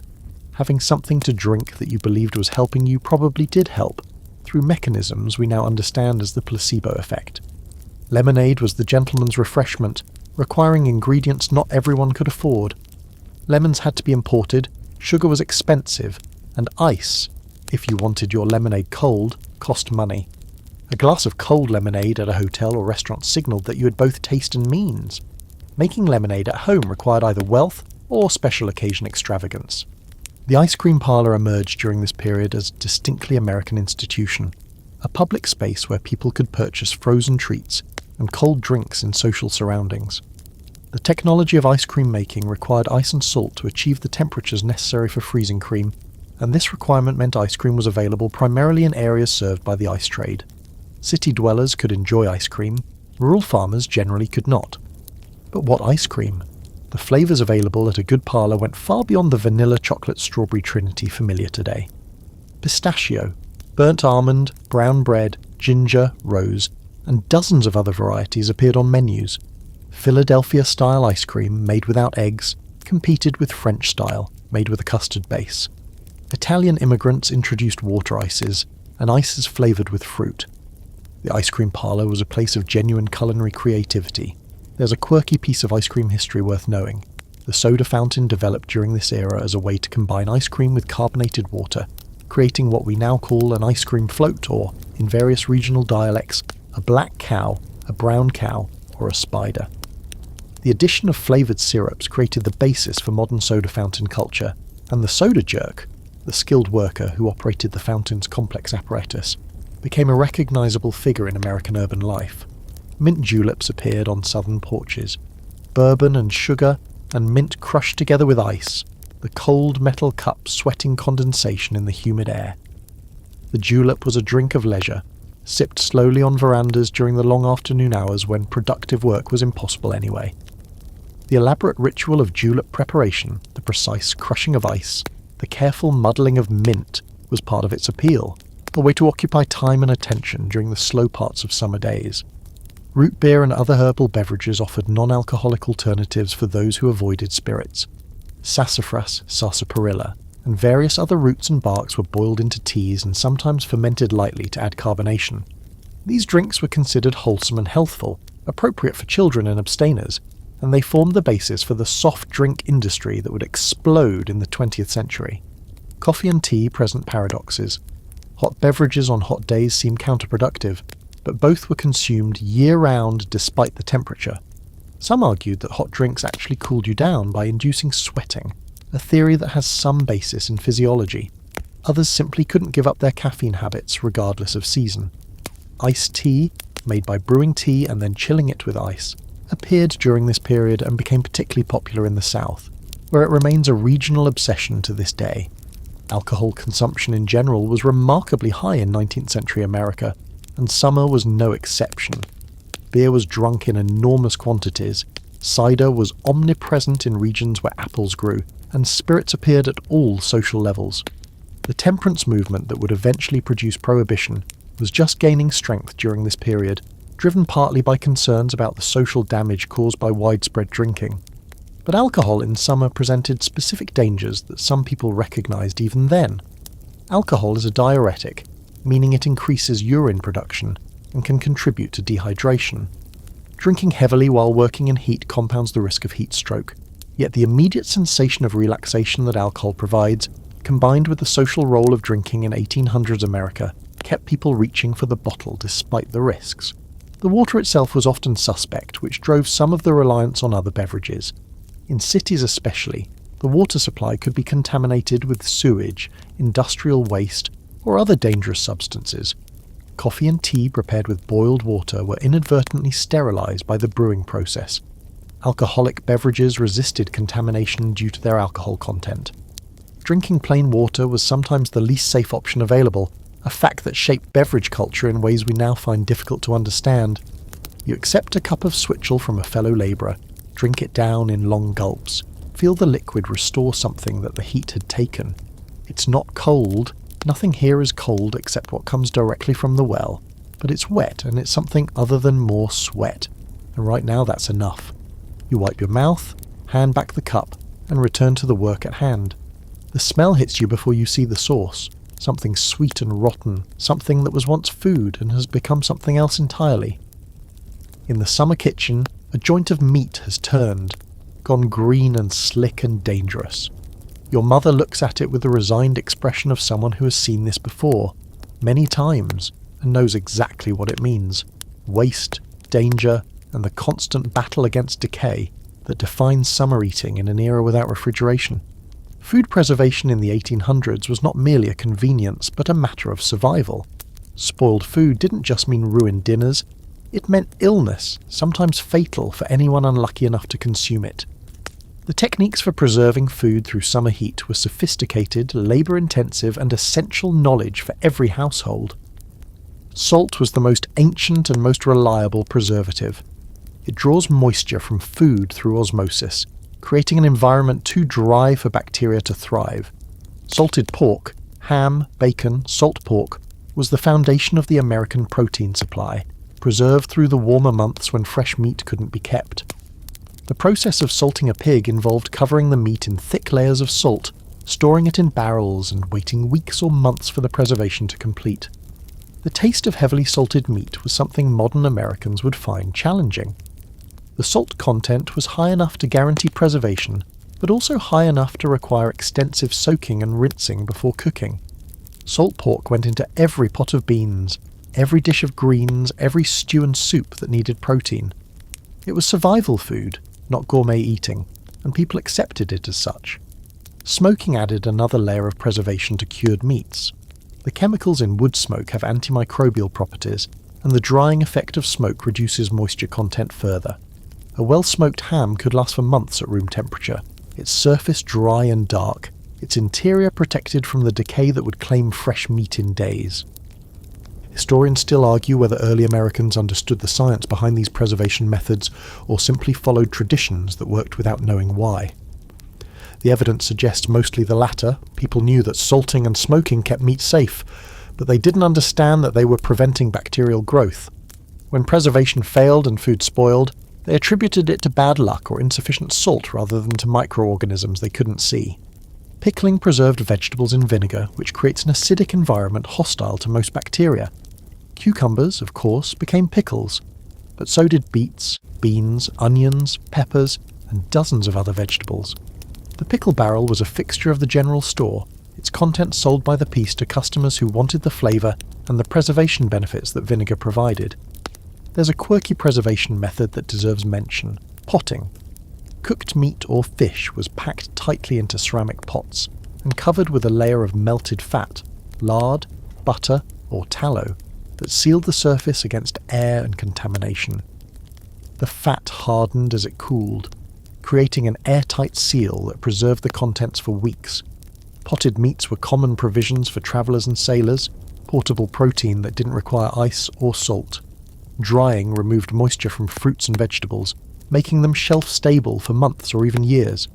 Apples were sliced and hung on strings to dry in the sun or near a fire. Beans and peas were spread on sheets and left to desiccate. Corn was dried on the cob and then shelled for storage. These dried foods formed the foundation of winter eating, reconstituted with water when fresh produce was unavailable. But summer presented specific challenges that these preservation methods couldn't fully address. Fresh food, fresh vegetables, fresh dairy, fresh bread, spoiled quickly in the heat. Milk soured within hours on a hot day. Bread developed mould in days. Fruits and vegetables attracted flies that laid eggs that hatched into maggots. The icebox, which we discussed earlier, helped address some of these challenges for those who could afford it. But icebox space was limited, and not everything could be refrigerated. The constant battle against spoilage required vigilance, quick consumption of perishables, and acceptance that waste was inevitable. The consequences of eating spoiled food ranged from mild discomfort to death. What we now call food poisoning was common enough to be an expected part of summer life. Families developed practices to minimize risk. Cooking meat thoroughly, smelling dairy before using it, discarding anything that looked or smelled questionable. But food safety was uncertain even with careful attention. Certain summer diseases were actually food-borne illnesses that people attributed to other causes. Summer complaint was a catch-all term for digestive problems that peaked during warm months. And while some cases were genuine infections from contaminated water, others were probably food poisoning from spoiled provisions. The distinction was invisible to people who didn't understand the germ theory of disease. The smell of spoilage became a survival skill. You learned to identify the particular odours of meat turning, dairy souring, produce rotting. Children were taught these lessons early, learning to trust their noses before their eyes. If something smelled wrong, it was wrong, regardless of how it looked. Flies were constant enemies in the battle for food safety. They landed on food, deposited bacteria, laid eggs that hatched into maggots. Keeping flies away from food required screens, covers, vigilance and acceptance that perfect fly exclusion was impossible. Fly-specked ceilings, fly-specked walls, fly-specked everything became features of summer kitchens despite best efforts. The rhythm of shopping reflected these preservation realities. In cities, people bought fresh food daily or every other day because they couldn't keep it longer. Market trips were morning errands, getting the freshest goods before the day's heat degraded them. Farm families had different patterns. They slaughtered animals, made butter and cheese, harvested vegetables as needed, but they still organised their eating around what would keep and what wouldn't. You turn away from the spoiled meat as your mother carries it out to bury in the garden, where it will decompose and eventually nourish future crops. Nothing is wasted entirely. Even decay has its uses, but the waste still stings. The effort that went into raising that animal now rotted into uselessness. Summer extracts its price, and food is one of the currencies it demands. You follow the worn path from the main house, crossing 50 feet of dusty yard before reaching the small outbuilding where smoke rises from a chimney despite the July heat. This is the summer kitchen, and its separation from your home is not accidental but essential, a design choice that makes the difference between a livable house and an oven where people happen to sleep. Cooking requires fire. Fire produces heat, and in a season when every additional degree of warmth makes life more miserable, the heat of cooking becomes an intolerable burden if it's contained within the living space. The summer kitchen solves this problem by moving the fire outside, creating a dedicated space for meal preparation that can blaze as hot as necessary without heating the rooms where people try to rest and work. You step inside the summer kitchen and immediately feel the difference. The temperature here is brutal, easily 10 or 15 degrees hotter than outside, with a wood stove radiating heat from its iron surfaces. A woman stands over this stove, stirring a pot, sweat streaming down her face despite the thin cotton dress she wears. She's your mother, or your wife, or an employee, or, in southern households, quite possibly an enslaved person whose comfort matters little to those who own the property. The work of cooking in summer was among the most punishing labour in the 19th century household. Someone had to stand over the fire, had to tend the flames, had to stir the pots and turn the meat, and manage the timing of complex meals. The cook was the person who suffered most directly from summer's heat, absorbing the fire's output while everyone else sought shade and air movement. The summer kitchen itself is typically a simple structure, often just a single room with a large fireplace or cast iron stove, some work tables, and perhaps a few storage shelves. The building materials are basic because the structure doesn't need to be weather-tight during summer months. Windows and doors stand open, allowing whatever cross-ventilation exists, though on still days the building simply fills with heat that rises toward the ceiling and eventually radiates outward. The floor is often packed earth or rough stone rather than finished wood, materials that stay cooler than wood and don't present the fire hazard that wooden floors would in a building where sparks constantly fly. A bucket of water stands ready for emergencies, and the separation from the main house provides fire protection. If the summer kitchen burns, and cooking fires were a leading cause of home destruction, the main house might survive. Historians still argue whether the summer kitchen was primarily about heat management or about fire safety, and the answer is probably both. The two concerns reinforced each other, making the detached kitchen sensible from multiple perspectives. Additionally, the smells and smoke of cooking were kept separate from the living quarters, improving air quality in the main house. The passage of food between summer kitchen and dining room required constant effort. Meals were cooked outside and then carried into the house for serving, often via covered walkways or breezeways that provided some protection from weather. Hot food cooled during this transit, which mattered less for dishes meant to be served warm than for those requiring specific temperatures. The challenge of maintaining food temperature became one more factor in menu planning. There's a quirky aspect of summer kitchen culture worth noting. The meals themselves change during warm months. Heavy stews and roasted meats, appropriate for winter, gave way to cold dishes whenever possible. Cold cuts, salads, pickled vegetables, fresh fruits, bread and butter. These required minimal cooking and could be prepared during the cooler morning hours, then served cold throughout the day. The one-pot meal became a summer survival strategy. Rather than preparing multiple dishes requiring multiple fires and multiple hours of standing over the stove, a cook could prepare a single soup or stew early in the morning and let it simmer with minimal attention. This pot, kept warm but not requiring active tending, provided food for the entire day, with only one session of intense heat exposure. Baking presented particular challenges because ovens required sustained high temperatures. Bread needed to be baked regardless of season. It was the foundation of most meals. But baking could be done in the coolest hours, before dawn if necessary, then the bread wrapped and kept for the day. Some communities developed shared baking schedules, taking turns using a single oven and reducing the total number of fires required. The cast iron stove, which gradually replaced the open hearth during this period, actually made summer cooking somewhat easier in one respect. It contained the fire more efficiently, reducing the amount of heat that radiated into the room. But the improvement was relative. A cast iron stove in an enclosed summer kitchen was still a punishment to work beside for hours. You watch the cook work, noting the efficiency of her movements, the way she positions herself to minimize exposure to the hottest zones, the practiced manner with which she adds fuel and adjusts drafts. This is hard-earned expertise, knowledge paid for in countless hours of discomfort, skills passed down through generations of women who spent their summers sweating over fires that could not be avoided. When she steps outside for a moment to catch her breath, you see the relief on her face, temporary, brief, but real.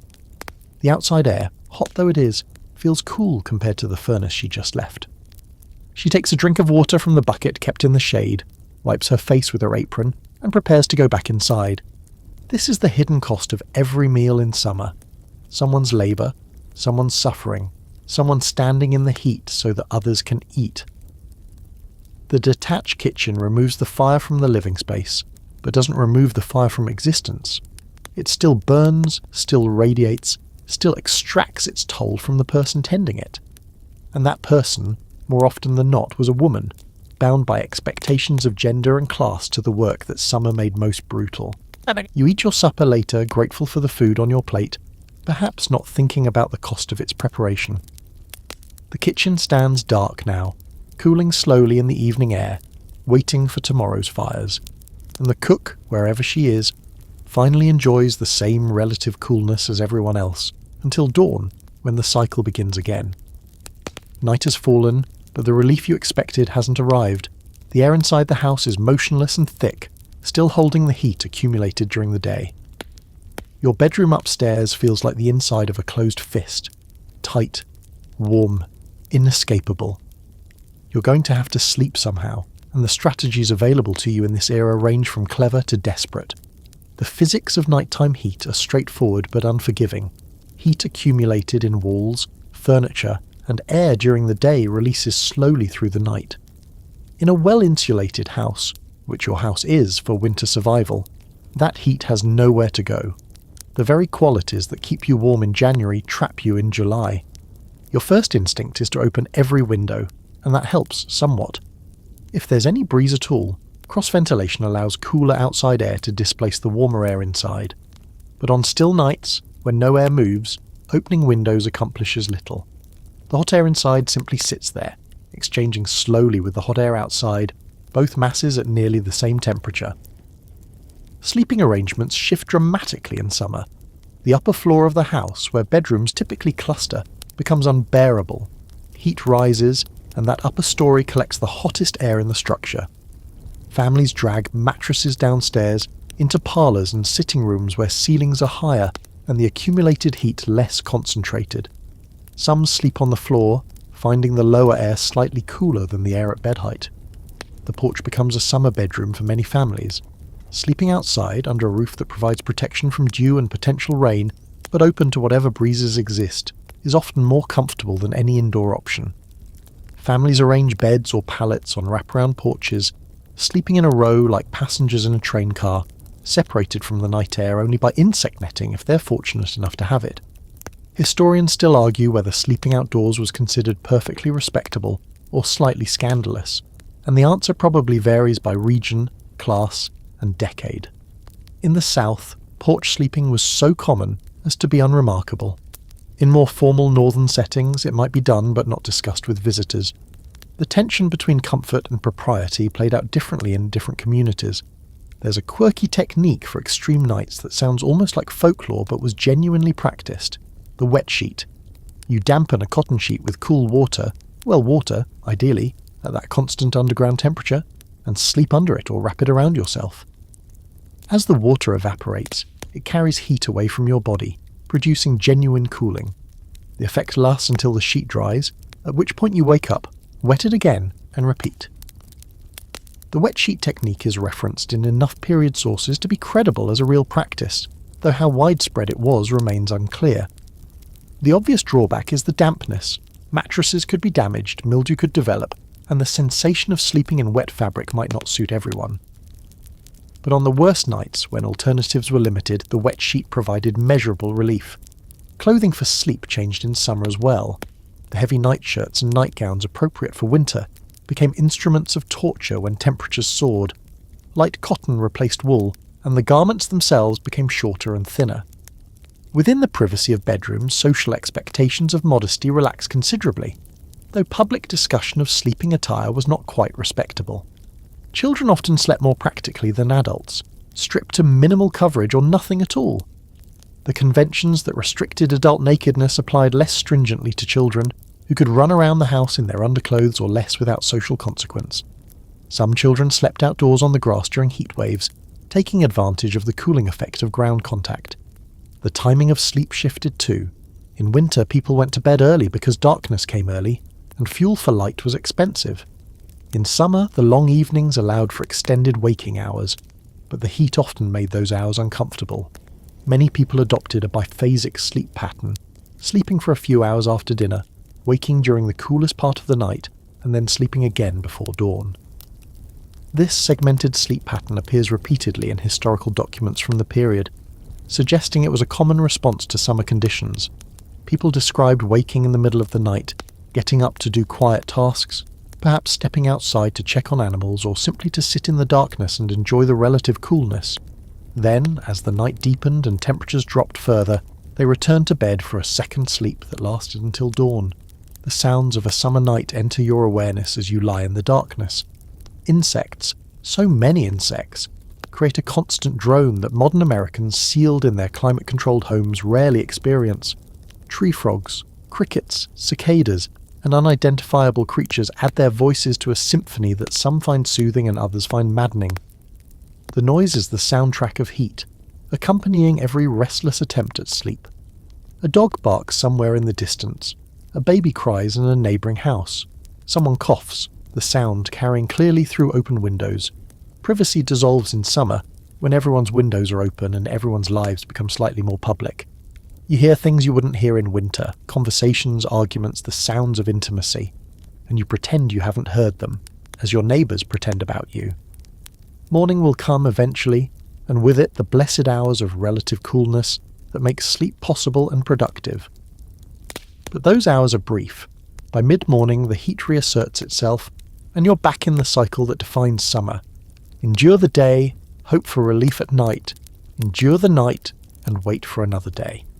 You shift position on your damp mattress, turn the pillow to find a cooler surface, kick the sheet away and then pull it back, caught in the restless negotiations with heat that defines summer sleep. Eventually exhaustion wins, and you fall into something resembling rest, carrying you through to the grey light of dawn and the start of another day in the season that never quite relents. Something bites your ankle. You slap at it reflexively, feeling the satisfying crush of a mosquito against your skin, knowing as you do so that a dozen more are waiting their turn. Insects are the other enemy of summer, as omnipresent as the heat and in some ways more maddening. A constant assault on your body and your sanity that makes the season's misery complete. The mosquito you just killed carried dangers you don't fully understand. In this era, malaria is endemic in many parts of America, particularly the South and the Mississippi Valley, and mosquitoes are the vectors, though the connection won't be definitively proven until the very end of the century. For now, people associate malaria with swamps and bad air, which is why they call it malaria, literally bad air in Italian. The swamp connection isn't entirely wrong. Swamps do breed mosquitoes, but the mechanism is misunderstood. Yellow fever, another mosquito-borne disease, terrorizes southern cities in periodic epidemics that kill thousands. New Orleans, Memphis, and other urban centers along the Gulf Coast and Mississippi River live in fear of yellow fever summers, when the disease sweeps through neighborhoods and the wealthy flee to higher ground. The quarantine measures and evacuation orders that follow outbreaks disrupt life more severely than the heat alone ever could. But even setting aside disease, mosquitoes are simply miserable to live with. Their bites itch maddeningly. Their buzzing near your ears at night destroys any possibility of sleep, and they are everywhere, in numbers that modern Americans, protected by screens and air conditioning and chemical repellents, can scarcely imagine. The weapons available against mosquitoes in the 1800s are limited but not useless. Smoke is effective, mosquitoes avoid smoky air, and some households burn smudge pots or aromatic fires to keep the insects at bay. The smoke itself is unpleasant, but it's less unpleasant than being eaten alive. Various plant substances were believed to repel mosquitoes, including pennyroyal, citronella and eucalyptus, though their effectiveness varies and none provides complete protection. There's a quirky bit of anti-mosquito technology that emerged during this period: the bed net. Suspended over sleeping areas, fine mesh netting could exclude mosquitoes from the space where you slept, creating an insect-free zone within the larger infested environment. Bed nets were common in malarial regions, and among those wealthy enough to afford the material and the frame structures necessary to hang it. Window screens existed by mid-century but weren't yet universal. The technology was simple: fine wire mesh stretched over frames that covered window openings, but the cost of screening every window in a house was significant. Wealthy families screened their homes, poorer families chose between insects and ventilation, usually accepting the insects to avoid suffocating in unventilated rooms. Flies presented different challenges. Unlike mosquitoes, flies are primarily active during daytime, meaning you can't escape them by waiting for dark. They land on food, on faces, on wounds, on anything that interests them, depositing bacteria and laying eggs. The phrase "wouldn't hurt a fly" reflects the incredible tolerance for flies that our ancestors developed, accepting their constant presence as simply part of summer existence. Fly traps of various designs captured and killed flies by the hundreds or thousands. Sticky paper, treated with sweet-smelling substances that attracted flies, hung from ceilings and gradually accumulated corpses. Cone traps baited with food lured flies in through openings they couldn't find their way back out of. Enterprising children sometimes earned pocket money by catching flies and turning them in for a bounty offered by sanitation-conscious adults. Historians still argue whether the fly reduction efforts of the 1800s made meaningful differences in disease transmission or were largely symbolic. The sheer number of flies, produced by the horse manure, food waste and privies that covered the landscape, meant that even aggressive trapping removed only a fraction of the population. But the efforts were genuine, reflecting an understanding that flies were somehow connected to health problems, even before the mechanisms were clear.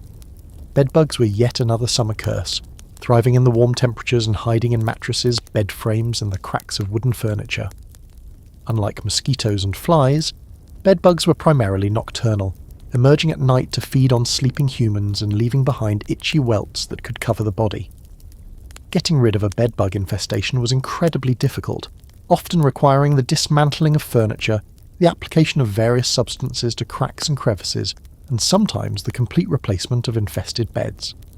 The chemical weapons available against insects were limited and often dangerous. Arsenic compounds were used against some pests, creating obvious toxicity risks. Pyrethrum, derived from chrysanthemum flowers, was a safer option that actually worked reasonably well against many insects. Kerosene applied to standing water could kill mosquito larvae before they hatched, but the most effective weapon was often simply acceptance. People in the 1800s lived with more insects than modern Americans would tolerate, and they developed a kind of grudging coexistence. You swatted what you could, avoided the worst areas when possible, and learned to sleep despite the buzzing and biting that couldn't be fully prevented. The toll this took on health and comfort is hard to overstate. The diseases transmitted by mosquitoes alone killed tens of thousands annually. The sleep deprivation caused by nighttime insects degraded quality of life and reduced productivity. The general irritation and distraction of constant insect attacks made summer work harder and summer rest less restful. You scratch the bite on your ankle, feeling the raised welt already forming, knowing there will be more before morning. A moth flutters past your face, heading for the single candle that lights the room. Somewhere outside you hear the high whine of more mosquitoes waiting for their chance. The insects own the summer night as surely as the heat owns the summer day, and you're merely a visitor in their domain, trying to survive until the cold months return and drive them back into dormancy. The swimming hole appears suddenly as you push through the undergrowth, a bend in the creek where the water pools deep and dark, shaded by overhanging trees, exactly the kind of place where children have been escaping summer heat for as long as children and summers have existed.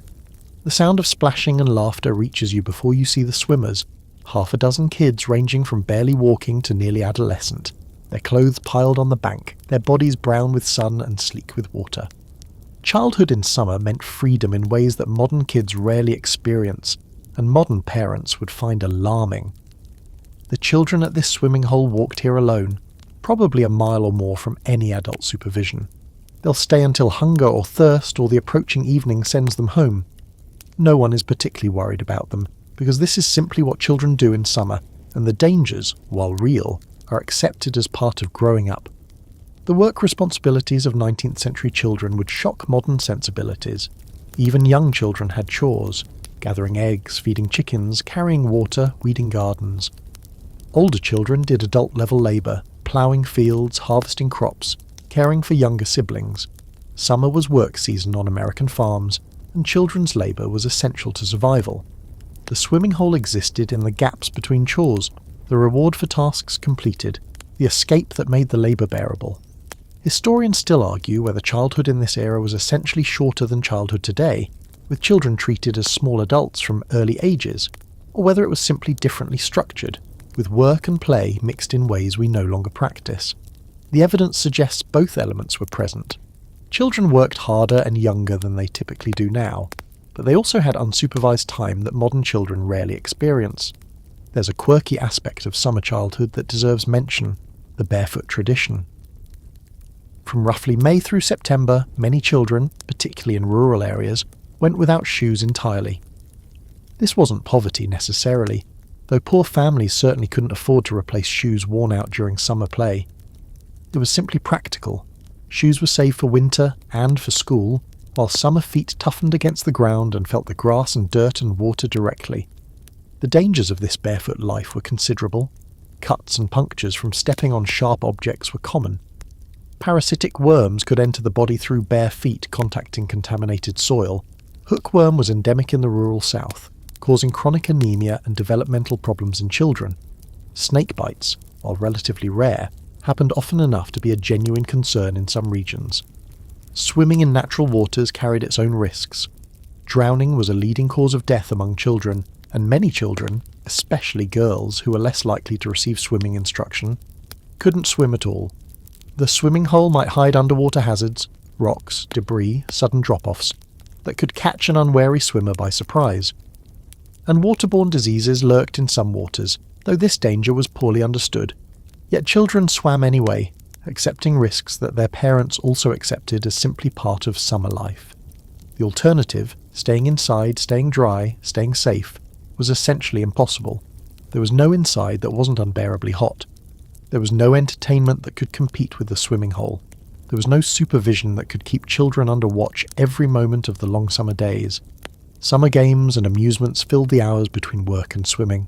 Marbles, hoops, ball games of various kinds, climbing trees, catching frogs and crayfish and turtles, building dams in streams, exploring woods and fields. The catalogue of summer activities was limited only by imagination and energy.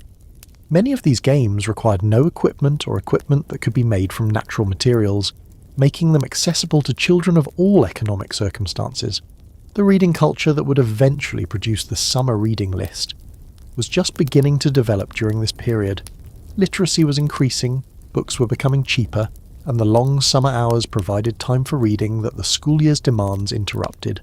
But reading was primarily an indoor activity, and indoors was unbearably hot, creating tension between the desire to read and the need to stay cool. Summer romance bloomed among older children and young adults. The season's relaxed supervision providing opportunities for courtship that winter's close quarters and careful oversight prevented. Church socials, barn dances, picnics, and other gatherings brought young people together, and the informal settings of summer allowed conversations and connections that more formal occasions wouldn't permit. You watch the children at the swimming hole, their summer captured in a single scene, the freedom, the wildness, the physical joy of cool water on hot skin. They don't know their living history. They don't know that someday people will marvel at how they survived without air conditioning or screens or the constant supervision of anxious adults. They're simply children, doing what children do, finding pleasure in the gaps that summer opens in the structure of ordinary life.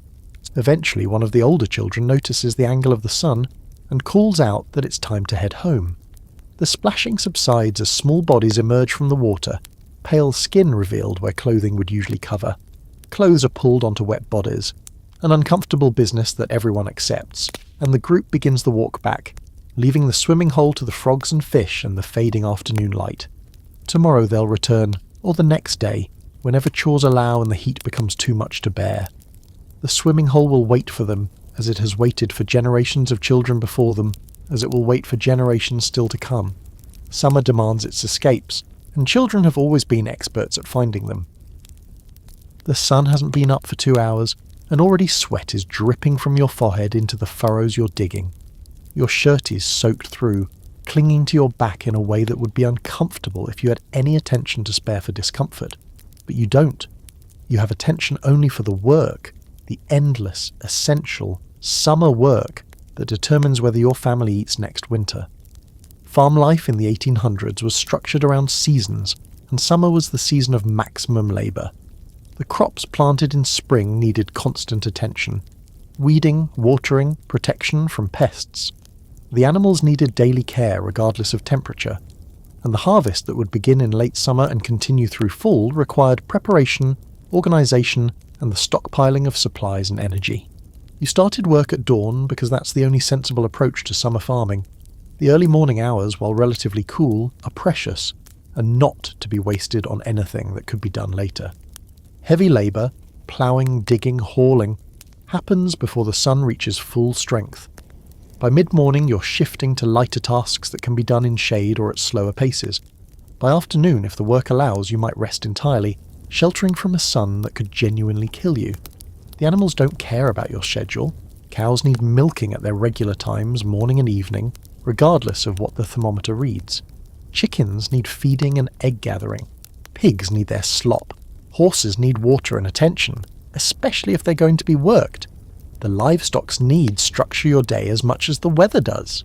Historians still argue whether summer farming in the 1800s was more or less brutal than modern factory work in different ways. The physical labour was undoubtedly harder, but the farmer controlled his own pace and could rest when the heat became dangerous. The modern factory worker sits in climate-controlled comfort, but has no autonomy over breaks or working conditions. Neither comparison flatters either era. There's a quirky aspect of summer farming that shaped American culture in ways still visible today: the barn raising. When a farmer needed a new barn, whether because his old one burned, or he was expanding, or he was establishing a new homestead, he didn't build it alone. The entire community gathered, contributing labour in exchange for the understanding that the favour would be returned when needed. Barn raisings were planned for the longest days of summer, when the extended daylight allowed maximum work time. The physical labour of raising heavy timbers into place required many hands, and the social dimension of the gathering, the shared meals, the competitive spirit, the celebration that followed completion, made barn raisings highlight events of the rural calendar. They were brutal work in brutal heat, but they were also community and cooperation, and the knowledge that no one faced summer's challenges entirely alone. The crop calendar dictated which tasks were urgent at which moments. Corn needed cultivation throughout the summer. The soil between rows loosened to prevent weeds and encourage root growth. Wheat and other grains ripened and required harvesting within a narrow window. Too early, and the grain wouldn't be fully developed. Too late, and it would shatter and fall to the ground. The timing of harvest was high-stakes gambling against weather, pests, and the physical capacity of the farm family. Haymaking was particularly brutal summer work. The grass in meadows and pastures needed cutting, drying, and storing to feed livestock through winter. The cutting itself was exhausting. Swinging a scythe through thick grass hour after hour, bending to gather the cut material into piles. The hay then needed time to dry, during which rain could ruin it, so farmers watched the weather obsessively and sometimes worked through the night to get hay under cover before storms arrived. Women's farm work was different but no less demanding. The garden, a plot separate from the cash crops, growing food for the household, required daily attention. Preserving the harvest began in summer and continued through fall, with women canning, drying, pickling, and preserving enormous quantities of food for winter use. The kitchen work we discussed earlier happened on top of all this other labour, making summer days for farm women a continuous cycle of heat and effort. The farm itself provided some advantages that city dwellers lacked. Wells offered cold water, trees provided shade. The isolation of rural life meant social expectations around dress and behaviour were relaxed. Farmers could work in minimal clothing without scandal, while city workers sweated in formal attire. And the connection to the land provided a different relationship with summer's hardships. The heat that made you suffer also made your crops grow, connecting your misery to your survival in direct and visible ways. The economic stakes of summer farming were absolute. A failed crop meant a hungry winter, possibly a foreclosed mortgage, potentially the loss of everything. This pressure added psychological weight to the physical burden, making every hot day feel like a test that couldn't be failed. Farmers worked sick, worked exhausted, worked through heat that by any reasonable measure should have stopped them, because stopping meant failure, and failure meant ruin. You straighten your back, feeling the muscles protest, and look across the field at the work remaining. Hours of labour still lie ahead, and the sun is climbing higher, its intensity increasing.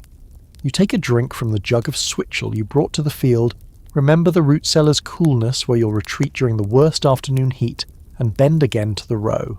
Summer will end, it always does. The harvest will come, the temperatures will drop, and the frantic labour of these months will give way to the slower rhythms of fall and winter. But that ending feels impossibly distant now, in the thick of July, with sweat pooling in every crevice of your body and work stretching endlessly before you. The tenement building rises 5 stories above the street, its brick facades absorbing heat all day and radiating it back through the night. You climb the narrow stairs to your family's 2-room apartment on the 4th floor, each step taking you deeper into air that hasn't moved since June. The temperature inside is easily 10 degrees hotter than outside, and outside is already brutal. City life in the 1800s made summer survival dramatically harder than rural life. Everything about urban environments, the density, the construction materials, the lack of vegetation, the crowding, worked to concentrate and amplify heat in ways that made American cities dangerous places during summer months. The tenement apartment you enter is home to your entire family.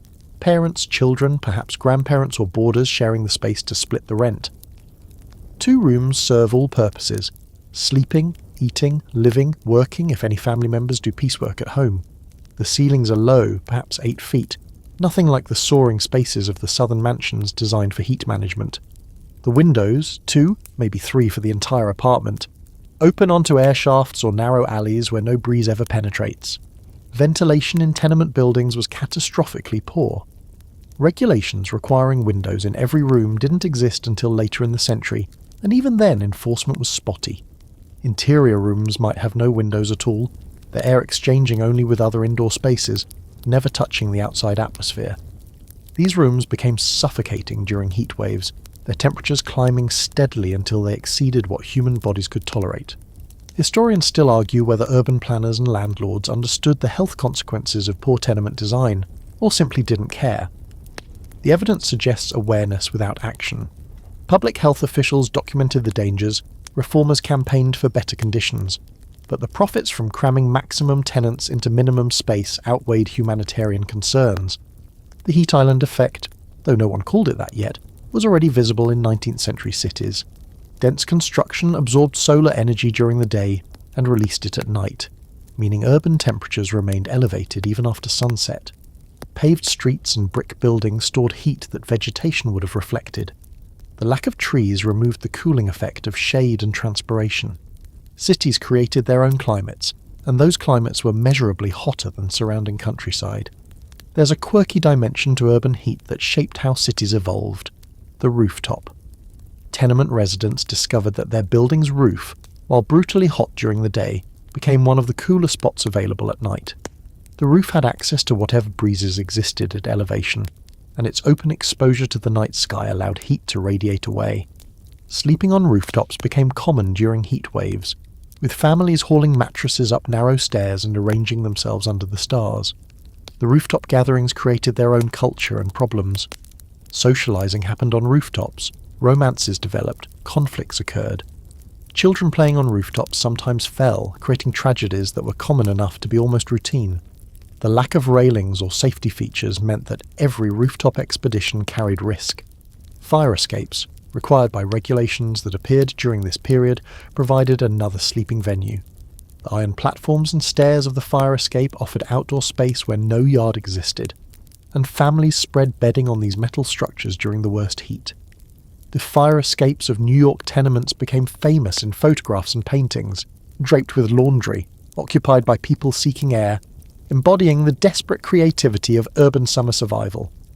Public spaces provided some relief. Parks, where they existed, offered grass and trees and shade that tenement neighborhoods otherwise lacked. Central Park in New York was partly justified as a public health measure, providing space where crowded residents could escape the worst of urban heat. But the poor often lived far from parks, and the journey itself through hot streets might offset any benefit from reaching green space. The death toll during urban heat waves was staggering. The 1896 New York heat wave killed an estimated 1,500 people over 10 days, with deaths concentrated in the poorest and most crowded neighborhoods. Bodies were found in tenement apartments, on rooftops, in the streets. Morgues overflowed. The city government distributed free ice, opened public buildings as cooling centres, and sprayed streets with water in desperate attempts to reduce temperatures. Ice, which we discussed earlier, was less accessible to the urban poor despite their greater need. Icemen served routes, but those routes prioritised paying customers. The poor bought ice in smaller quantities, a few pennies worth at a time, and watched it melt within hours in apartments that couldn't maintain cold temperatures. The economics of ice favoured those who could afford ice boxes and regular delivery, leaving the poorest with the least access to the one genuine cooling technology available. Workplace conditions compounded the misery. Factories and workshops where the urban poor laboured were themselves heat traps, enclosed spaces filled with machinery and bodies, with poor ventilation and no rest breaks when temperatures climbed. Seamstresses sewing in sweatshops, pressmen working near hot printing equipment, laundresses standing over boiling vats. Industrial labour in summer was physically dangerous in ways that modern, occupational health standards would never permit. You sit by the window of your tenement apartment, hoping for a breeze that doesn't come. The children are asleep despite the heat, their bodies adapted to discomfort in ways that yours no longer is. Below on the street you hear voices, other residents escaping their apartments, seeking whatever relief the night might offer. The building's heat seems to radiate from the walls themselves, as if the bricks have stored the entire day's sun and are now returning it, slowly, relentlessly, through the hours until dawn. Morning will bring more heat, more work, more survival. The city that drew you here with promises of opportunity shows its other face in summer. Dangerous, indifferent, willing to let you suffer or die in pursuit of the profits that built these buildings and powered these factories. But you stay, because there's nowhere else to go, nothing to return to. The city is your life now, and summer is part of the price you pay for living it. The train deposits you at a small station in the mountains, and immediately you feel the difference. The air is lighter here, thinner, cooler by at least 15 degrees compared to the city you left this morning. You take a deep breath and feel your lungs expand without resistance, your body beginning to release the accumulated tension of weeks in summer heat. This is why wealthy Americans have started coming to places like this, to escape. The summer resort emerged during the 19th century as a distinctly American institution, built on the simple physics of altitude and latitude. Higher elevations are cooler because air temperature drops with altitude, roughly 3.5 degrees Fahrenheit for every 1,000 feet you climb. Northern locations receive less direct sunlight and have shorter, less intense summers. By combining altitude and latitude, resorts in places like the Adirondacks, the White Mountains, the Catskills, and similar locations offer genuine relief from summer heat. The wealthy fled first. As early as the 1820s and 1830s, prosperous families began leaving cities during the hottest months, relocating to mountain homes, seaside cottages, or resort hotels where temperatures were bearable and social connections could be maintained in comfortable surroundings. This seasonal migration created a new geography of American life, with summer colonies appearing wherever cooling landscapes could be found within reasonable travel distance of major cities. Saratoga Springs in New York became one of the most famous summer destinations, combining altitude with mineral springs that were believed to have healthful properties. The Grand Hotels of Saratoga, the United States Hotel, the Grand Union Hotel, were among the largest buildings in the world during their heyday, capable of housing thousands of guests in surroundings of Victorian luxury. The social season at Saratoga was as elaborate as any urban social calendar, with balls, concerts, promenades, and the endless round of visiting that defined upper-class life. Historians still argue whether the health benefits claimed for mountain resorts were real or primarily psychological. The cooler temperatures certainly reduced heat stress and improved sleep. The cleaner air, particularly compared to industrial cities, probably benefited respiratory health.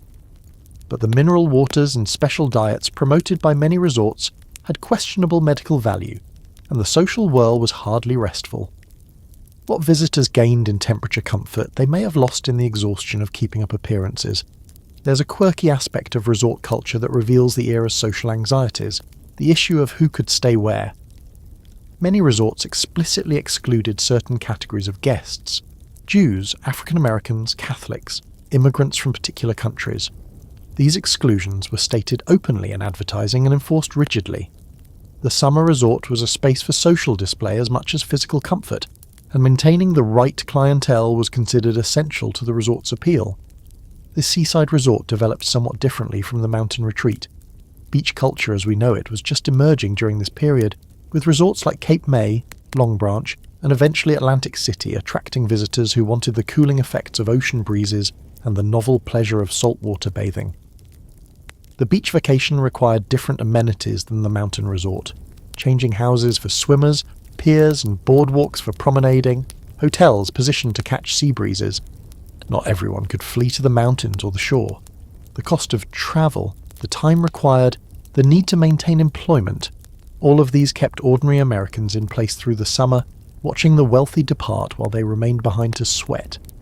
This class dimension of summer survival was visible and resented, adding economic grievance to physical misery. Some employers recognized the problem and experimented with solutions. A few progressive businesses began offering summer hours, shorter work days during the hottest months, or early closings on particularly brutal days. Others arranged for employee outings to beaches or parks, one-day escapes from city heat. These gestures were appreciated but hardly sufficient. They acknowledged the problem without solving it. The railroad made resort culture possible by making distance irrelevant. A family that would never have travelled 100 miles by horse and carriage might readily make the same journey by rail in a few hours. The railroad companies recognized the profit potential and actively developed resort destinations, building hotels and promoting locations that they served.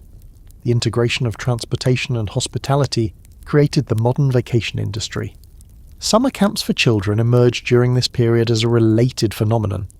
Wealthy families sent their children to camps in cooler climates, combining escape from summer heat with fresh air, physical activity, and character-building experiences. The camp movement drew on concerns about urban life weakening American youth, promising to restore vigor through outdoor living. The irony that this natural experience was available primarily to those wealthy enough to afford it escaped no one. You walk from the station toward the hotel where your family has taken rooms for the summer. The building is impressive. White-painted wood, wraparound porches on multiple levels, wide windows open to the mountain air. Other guests sit on the porch, fanning themselves. Old habits die hard, though the temperature here hardly requires it. Children run across the lawn, freed from the constraints of city life. This is privilege made visible, wealth converted into comfort. The same sun that burns down on tenement rooftops reaches here too, but it reaches through cooler air, onto bodies that can afford to be here, in circumstances designed specifically for escape. You're grateful to be among the escapees, even as you know that millions of your countrymen remain behind, enduring what you fled. The summer will pass pleasantly here, measured in tennis matches and dinner parties and gentle walks through mountain scenery. September will bring a return to the city, cooled by autumn, ready for the rhythms of urban life. And next June, you'll make this journey again, because those who can escape the summer always do, and those who cannot remain trapped in circumstances that the wealthy barely imagine. The courthouse square is crowded despite the heat, or perhaps because of it. People have gathered under the big oak trees that provide the only real shade for blocks around, drawn by the same instinct that sends cattle to cluster in shaded pastures. The benches are full, the grass is occupied, and the courthouse steps serve as bleachers for those who can't find seats elsewhere. This is summer's public face. Community survival, shared endurance, the knowledge that suffering is easier when you suffer together. Public spaces in 19th century America served functions that climate control has since eliminated. When homes were hot, people left them. When private spaces couldn't provide comfort, public ones filled the gap. The courthouse square, the town green, the churchyard, these were summer living rooms, places where the community gathered to escape domestic heat and find whatever social consolation the season allowed. The trees matter enormously. A large shade tree can lower the temperature in its shadow by 20 degrees or more compared to direct sunlight. The courthouse oaks, planted decades ago by someone with foresight, have become community resources. Their shade a kind of public wealth that everyone shares. Families spread blankets beneath them. Vendors sell lemonade and sandwiches. Children play in the filtered light while their parents gossip and watch.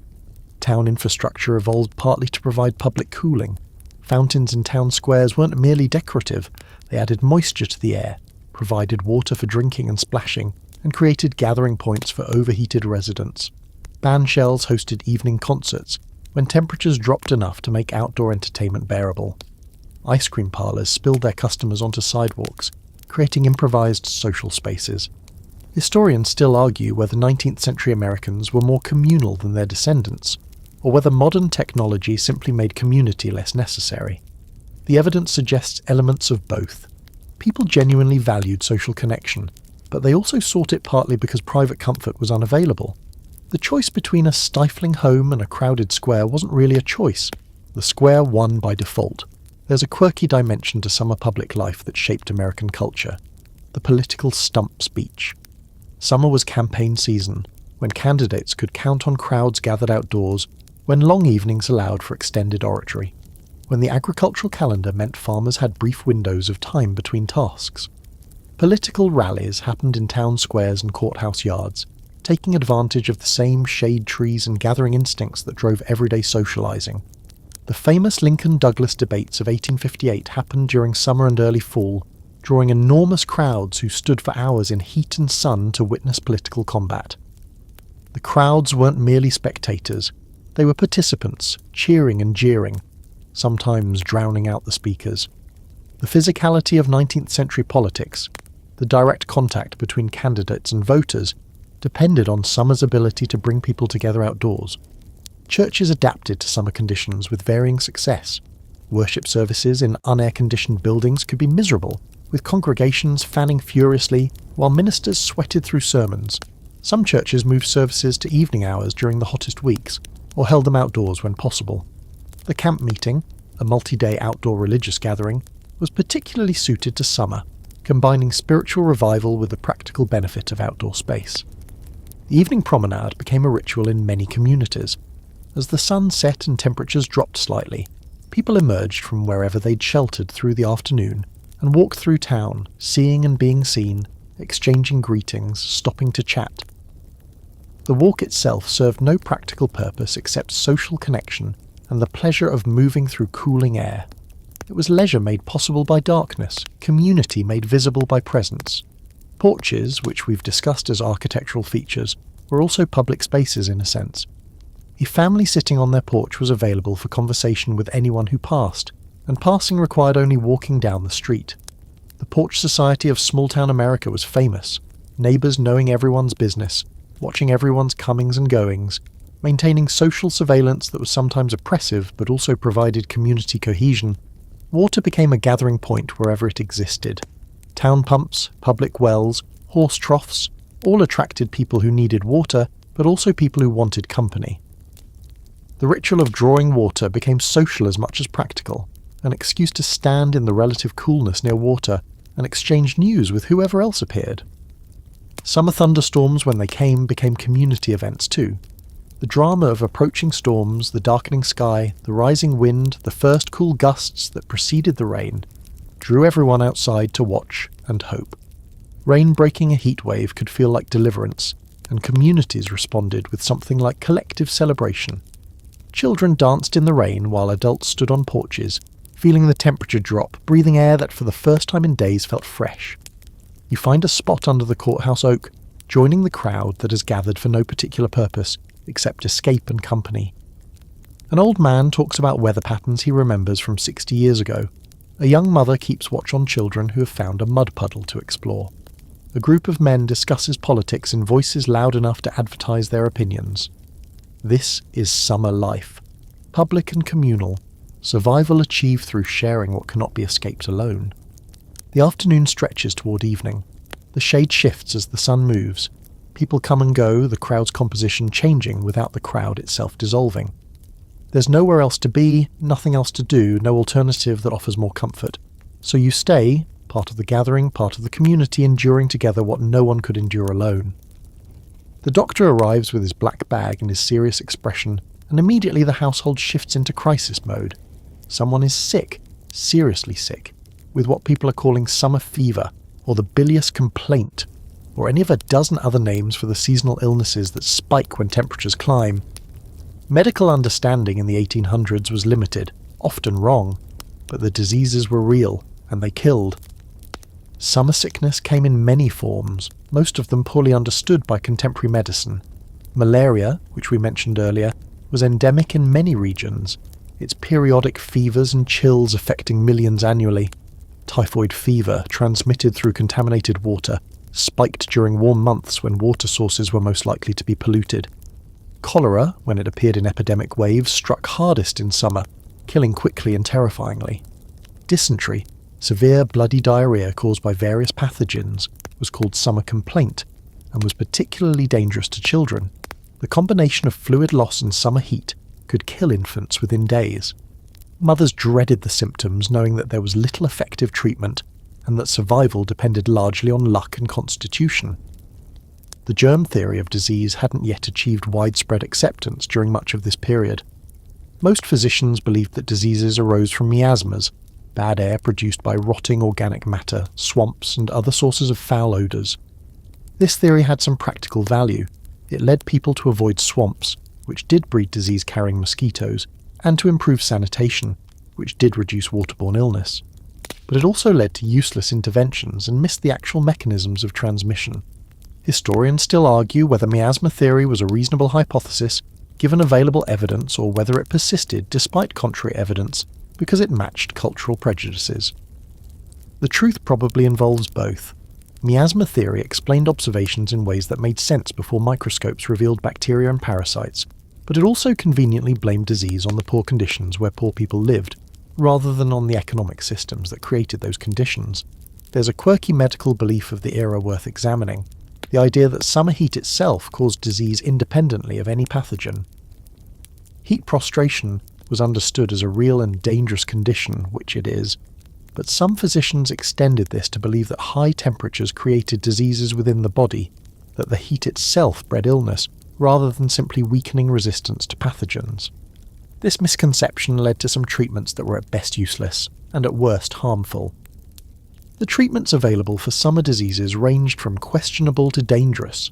Bloodletting, though declining in popularity, was still practiced by some physicians who believed it helped balance the body's humours. Calomel, a mercury compound, was widely prescribed for various digestive complaints, sometimes causing mercury poisoning that added to the patient's problems. Opiates were freely dispensed for pain and diarrhea, creating dependencies that outlasted the original illness. Quinine, derived from cinchona bark, was one of the few genuinely effective medications available. It worked against malaria specifically, reducing fevers and preventing the parasites from multiplying. But quinine was often prescribed for fevers of all kinds, not just malarial ones, and its specific effectiveness against malaria wasn't fully understood. Still, in regions where malaria was common, regular quinine use saved countless lives. Public health measures existed but were limited. Quarantine was imposed during cholera and yellow fever epidemics, though its effectiveness depended on enforcement. Some cities began inspecting food supplies to reduce contamination. Sanitary reforms, better sewerage, cleaner water supplies, removal of animal waste from streets, gradually improved urban health during the second half of the century. The relationship between heat and health created particular challenges. People weakened by heat were more susceptible to infection. Dehydration made recovery from illness harder. And the same high temperatures that stressed human bodies also accelerated the growth of bacteria in food and water. Summer was simply more dangerous than other seasons, a fact that mortality statistics made undeniable. Infant mortality spiked dramatically during summer months, a pattern so consistent that it shaped family planning strategies. Some families avoided conceiving children who would be born in spring, knowing that their first summer would be the most dangerous period of their lives. The summer baby was at higher risk than the fall baby or winter baby, and experienced parents knew it. Home remedies proliferated in the absence of effective medical treatments. Herbal teas, poultices, cold compresses, prayer. Families did whatever they believed might help, and the beliefs varied widely by region, ethnicity, and religious tradition. Some remedies probably provided comfort even if they didn't cure disease. Others were actively harmful. Most fell somewhere in between, ineffective but not damaging, rituals that gave families something to do during the helpless waiting for illness to resolve. You sit by the sick bed, watching the patient toss and turn with fever, knowing that the next few days will determine whether this person lives or dies. The doctor has left his instructions. Keep the patient cool, provide fluids, administer the medications he's prescribed. But you know, as everyone knows, that these measures are as much hope as science, that summer sickness follows its own course regardless of intervention. The heat continues outside, unaware of the drama within these walls. The same sun that makes crops grow and makes work unbearable also seems to breed the diseases that fill summer cemeteries. You wipe the patient's forehead with a damp cloth, offer water that may or may not help, and wait for the crisis to pass one way or another. You're travelling now, moving across the vast American landscape, and the heat changes character as you go. The humid stickiness of the Atlantic coast gives way to different intensities as you move south, then west, encountering regional variations in summer that demanded different survival strategies in each location. The Gulf Coast presented heat at its most oppressive. Galveston, New Orleans, Mobile, these cities combined high temperatures with humidity that made the air feel liquid. Sweat didn't evaporate because the air couldn't hold more moisture. It simply pooled and dripped, providing no cooling benefit. The cooling power of evaporation, which makes dry heat more bearable than humid heat, was neutralized by atmospheric saturation. People in Gulf Coast cities adapted their lives to heat in ways that northerners found remarkable. The pace of life slowed to something approaching a crawl. Midday business activities nearly ceased. Shops closed, offices emptied. The streets became quiet as everyone sought shade and rest. This siesta culture, influenced by Spanish and French colonial traditions, made summer life possible by not fighting against its rhythms. Architecture on the Gulf Coast reached its most elaborate heat management forms. The raised Creole cottage, the shotgun house with its straight-through ventilation, the elaborate galleries and jalousie shutters, all represented generations of refinement in the pursuit of airflow. Houses faced away from the afternoon sun, oriented to catch prevailing breezes, elevated above the sodden ground that added moisture to already saturated air. Moving west into Texas and the southwest, you encounter dry heat, temperatures as high or higher than the Gulf Coast, but with humidity low enough that sweat actually evaporates and cools. This makes a surprising difference in survival. You can work in 105-degree dry heat more easily than in 95-degree humid heat, because your body's cooling system functions properly. Historians still argue whether dry heat or humid heat posed greater survival challenges, and the answer probably depends on what resources were available. Dry heat demanded massive water consumption. You could sweat to death simply through dehydration if you couldn't replace lost fluids. Humid heat was less immediately lethal, but more chronically debilitating, sapping energy and making every activity harder. There's a quirky regional adaptation worth mentioning, the sleeping porch in the southwest. While southerners slept on existing porches, southwestern architecture developed specialized sleeping porches, screened enclosures, often on upper floors or rooftops, designed specifically for nighttime occupation. The dramatic temperature drops that occur in dry climates after sunset made nighttime outdoors genuinely cool, even cold, and the sleeping porch captured this benefit. Adobe construction dominated in dry regions, its thermal mass properties perfectly suited to climates with large day-night temperature swings.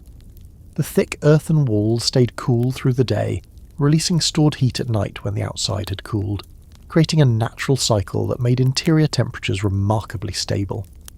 Where moisture was the enemy in humid climates, in dry climates it was an ally, and adobe walls sometimes incorporated water evaporated for additional cooling. The Great Plains presented yet another variation: hot summers with little shade, few trees, and extreme exposure to sun and wind. Settlers on the plains dug sod houses partially into the earth, using the same underground cooling principle we discussed earlier. These houses were dark, damp, and prone to problems from insects and leaking, but they were survivably cool when temperatures on the open prairie became dangerous. California's coastal regions offered something like paradise compared to the rest of the country. San Francisco's famous summer fog kept temperatures mild even in July and August, creating conditions so different from the rest of the nation that early promoters struggled to convince potential migrants that the climate was real. The phrase, "the coldest winter I ever spent was a summer in San Francisco," captures the anomaly. Regional differences created regional identities. Southerners prided themselves on their ability to endure heat that would fell a northerner. Texans distinguished themselves from the humid South, considering their dry heat more honest somehow. New Englanders viewed summer as a brief interruption between winters, something to be enjoyed rather than survived. These identities persist to this day, embedded in regional cultures that summer helped create. Migration patterns reflected climate realities. The wealthy sought coolness through seasonal movement, summers in the mountains or the north, winters in the south. Working people moved permanently to regions where they could earn livings, accepting whatever climate came with employment. The great population shift to the Sun Belt happened only after air conditioning made hot climates livable year-round for people accustomed to temperate weather. You stand at a crossroads somewhere in the vastness of America, feeling the particular heat of this particular place, understanding that 100 miles in any direction would feel different. The country is too big for any single summer experience, too varied for any universal strategy. What works on the humid coast fails in the dry desert. What succeeds in the mountains is useless on the plains, yet everywhere in every region people survive. They adapt, they modify, they learn the specific tactics that their specific climates demand. The grandmother in New Orleans knows things about surviving humidity that the grandmother in Santa Fe never learned, and vice versa. Knowledge is local because climate is local, and the scattered population of 19th century America represents thousands of natural experiments in how human beings can live with heat. Something is changing. You sense it before you understand it. A gradual accumulation of small inventions, minor improvements, early experiments that will eventually transform how Americans experience summer. Technology is creeping forward, slowly, unevenly, beginning the long process that will end in the air-conditioned world you know. The mechanical fan appeared during the mid-19th century, initially powered by water, steam, or human effort rather than electricity. Large establishments, theatres, hotels, factories where heat threatened workers and profits, installed fan systems that moved air through buildings in ways that hand fans never could. These early mechanical fans were expensive, complicated, and limited in their reach, but they proved that technology could do what human effort could not sustain. The physics of fan cooling were well understood by this point. Moving air accelerated evaporative cooling from skin, making people feel cooler even when actual temperatures remained unchanged. This wasn't air conditioning, fans don't lower temperatures, but it was meaningful improvement, especially in spaces where many bodies generated heat that needed dissipation. Ice-based air cooling represented the next step. Some entrepreneurs realized that blowing air over or through ice could actually lower the air's temperature, not just increase its movement. Early experiments positioned large blocks of ice in front of fans, creating streams of chilled air that reached limited areas. The technology was crude and expensive. Ice was costly, melted quickly, and required constant replacement, but it proved that temperature control was possible. Historians still argue whether these early cooling systems were genuine improvements or expensive novelties that benefited few. The evidence suggests both perspectives have merit. The systems were genuinely cooler than alternatives, but their cost limited them to wealthy individuals and profitable businesses. The dream of universal cooling remained far in the future. There's a quirky piece of cooling history that connects to the present. Willis Carrier, the man typically credited with inventing modern air conditioning, was born in 1876 and did his groundbreaking work just after the turn of the 20th century. But his work built on decades of earlier experiments, including ice-based systems, ammonia compression systems, and various other approaches to mechanical cooling. Air conditioning didn't spring fully formed from Carrier's imagination. It evolved through incremental advances that began in the era we're discussing. Textile factories in New England were among the earliest adopters of humidity control systems, not for worker comfort, but to improve product quality. Cotton and wool fibres behave differently at different humidity levels, and manufacturers found that controlling moisture in the air improved the consistency and quality of their products. Worker comfort was a side effect, not a goal, but the technology developed for industrial purposes would eventually be adapted for human comfort. The telegraph and the railroad, though not cooling technologies themselves, changed the geography of summer survival. The telegraph allowed rapid communication about weather conditions. Heat waves could be announced, cooling strategies shared, help summoned from distant sources. The railroad moved ice faster and farther than wagons could, extending the reach of the ice trade into regions previously unserved. These infrastructure technologies made other cooling advances possible. Electric fans would appear toward the end of the century, once electrical generation and distribution became practical.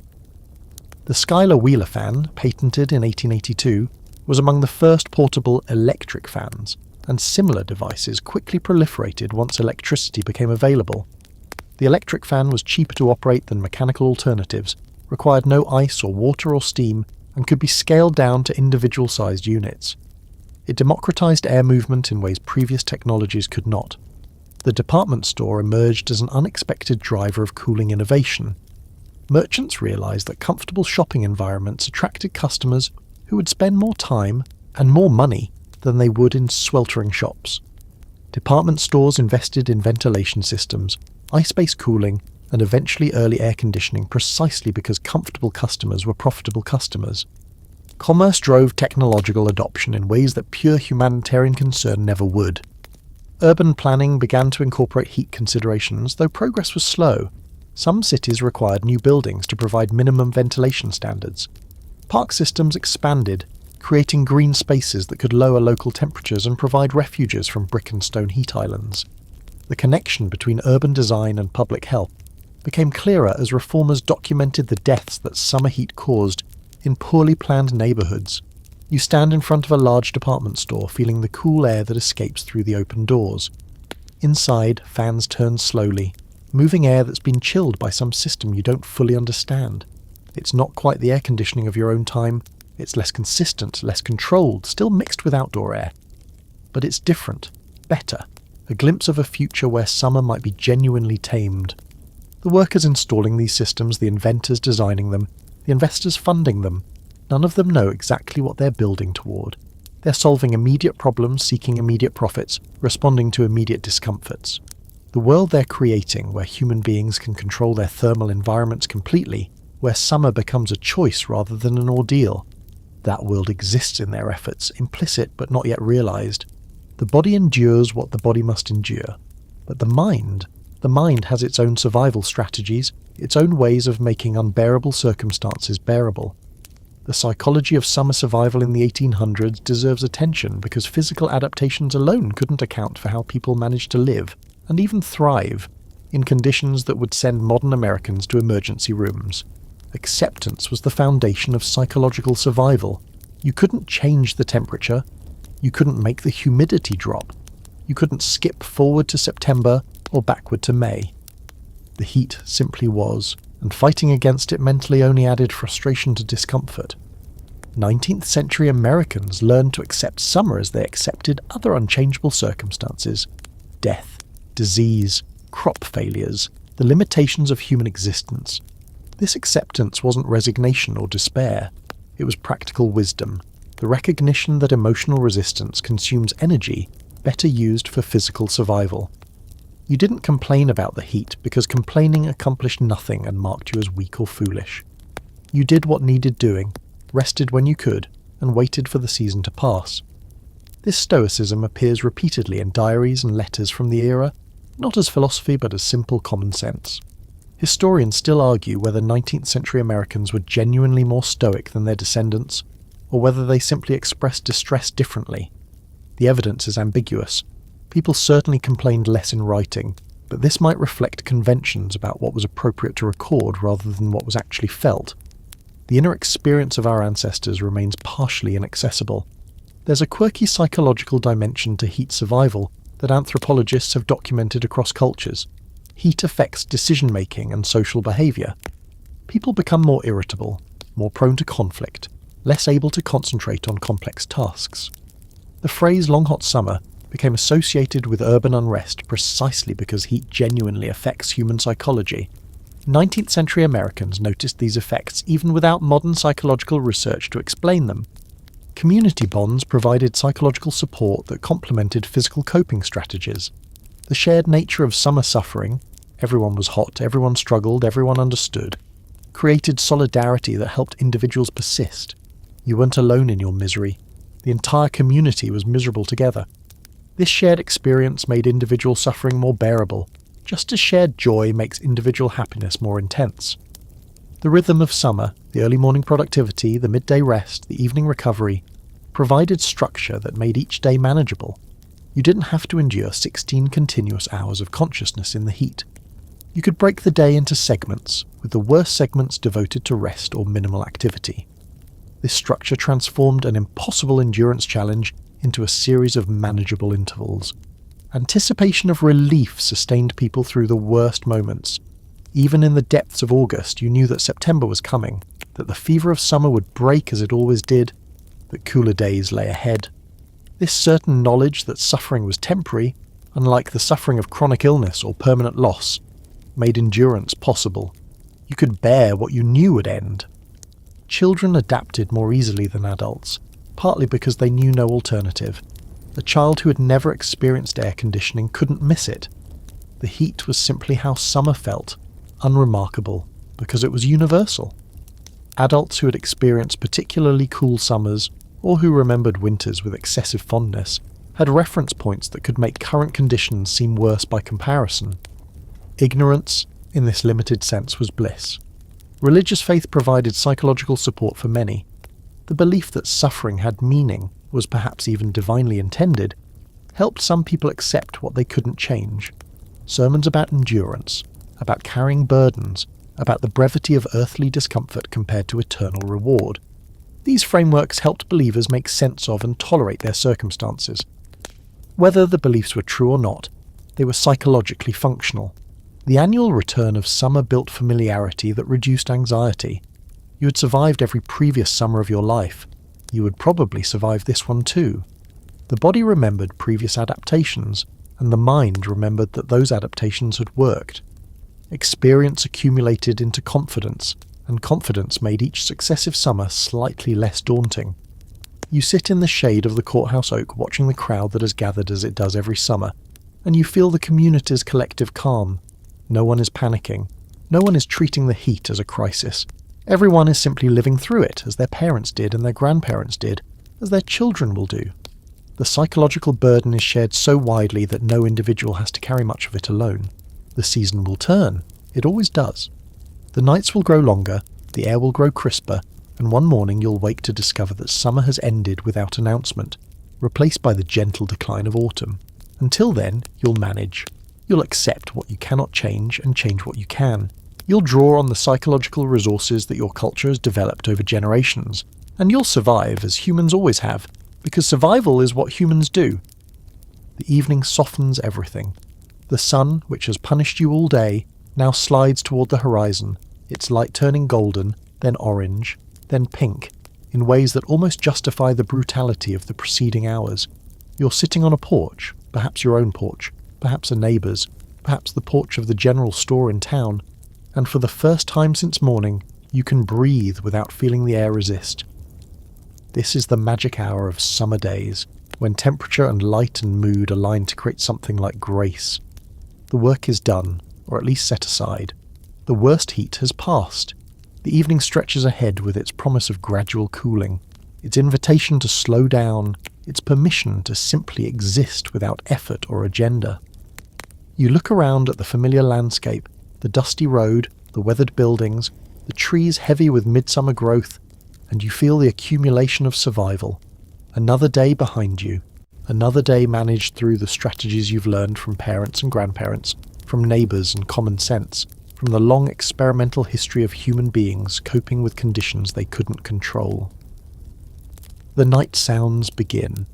Crickets, frogs, the last birds settling into trees. Someone down the road is playing a fiddle, the notes drifting through the still air like something visible.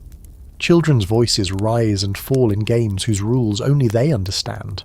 A dog barks once, twice, then goes silent. The world is winding down. The stars appear gradually as the sky darkens, first one, then a handful, then thousands scattered across the vault above you. Without electric lights to compete with, the night sky blazes with a brilliance that modern Americans rarely see. You know these stars, their patterns, their stories, their slow progression through the seasons. They're the same stars your great-great-grandchildren will see, in a future you can't imagine, from a world so different that it might as well be another planet. But you don't know that future. You know only this present, this porch, this evening, this moment of rest after a day of heat. And that's enough. It has to be enough, because it's what you have. The strategies you've employed today, the early rising, the seeking of shade, the cold drinks from the well, the wet cloth on the back of your neck, these have worked as they've always worked. Not perfectly, not easily, but effectively enough to bring you to this moment, alive and reasonably well, ready for sleep and another day. Your ancestors managed without even the technologies available to you. They had no ice trade, no ice boxes, no mechanical fans. They had shade and water and the wisdom passed down through generations, and they survived. Their survival made your existence possible. The line of transmission, parent to child, generation to generation, stretches back beyond memory and forward beyond imagination. And your descendants will have technologies you can't conceive. They'll control their climates with the flip of a switch, move through summer days in perpetual artificial coolness, forget that their forebears ever struggled with what they take for granted. This isn't sad. It's progress, improvement, the lifting of burdens that deserve to be lifted. But they'll lose something too, perhaps. The knowledge of what summer really is, the connection to natural rhythms, the community forged by shared struggle. You don't think these thoughts explicitly. You simply feel the evening cooling around you, watch the stars brightening overhead, hear the night sounds rising and falling like breath. The heat has worn you out, that gentle exhaustion that makes sleep welcome rather than reluctant. Your eyes grow heavy. Tomorrow will bring more heat. You know this with the certainty of experience.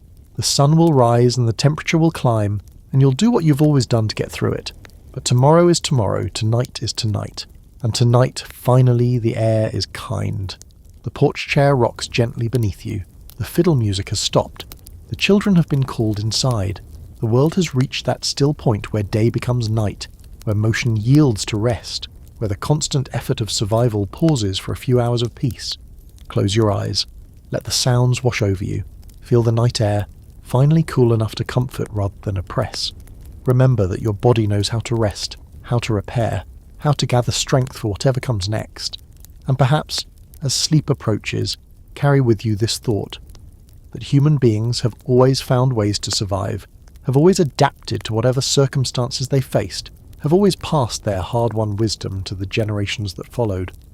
The summer heat of the 1800s was real and dangerous and sometimes lethal, but people lived through it, loved through it, raised families through it, built communities and nations through it. You carry their resilience in your cells, their wisdom in your memory, their survival in your very existence. Whatever challenges await you, tonight, tomorrow, in all the days to come, you come from people who found ways forward through difficulties that would seem impossible to those who never faced them. The night deepens, the stars wheel slowly overhead. Somewhere, an owl calls. Sleep now, sleep well. Let the night do its quiet work of restoration. And when you wake, the sun will be rising on another day, warmer already, preparing to test you again. But you faced that test before, you'll face it again, and you'll survive. You always do. Sleep now. The heat has passed for tonight. Tomorrow is far away. Rest, just rest.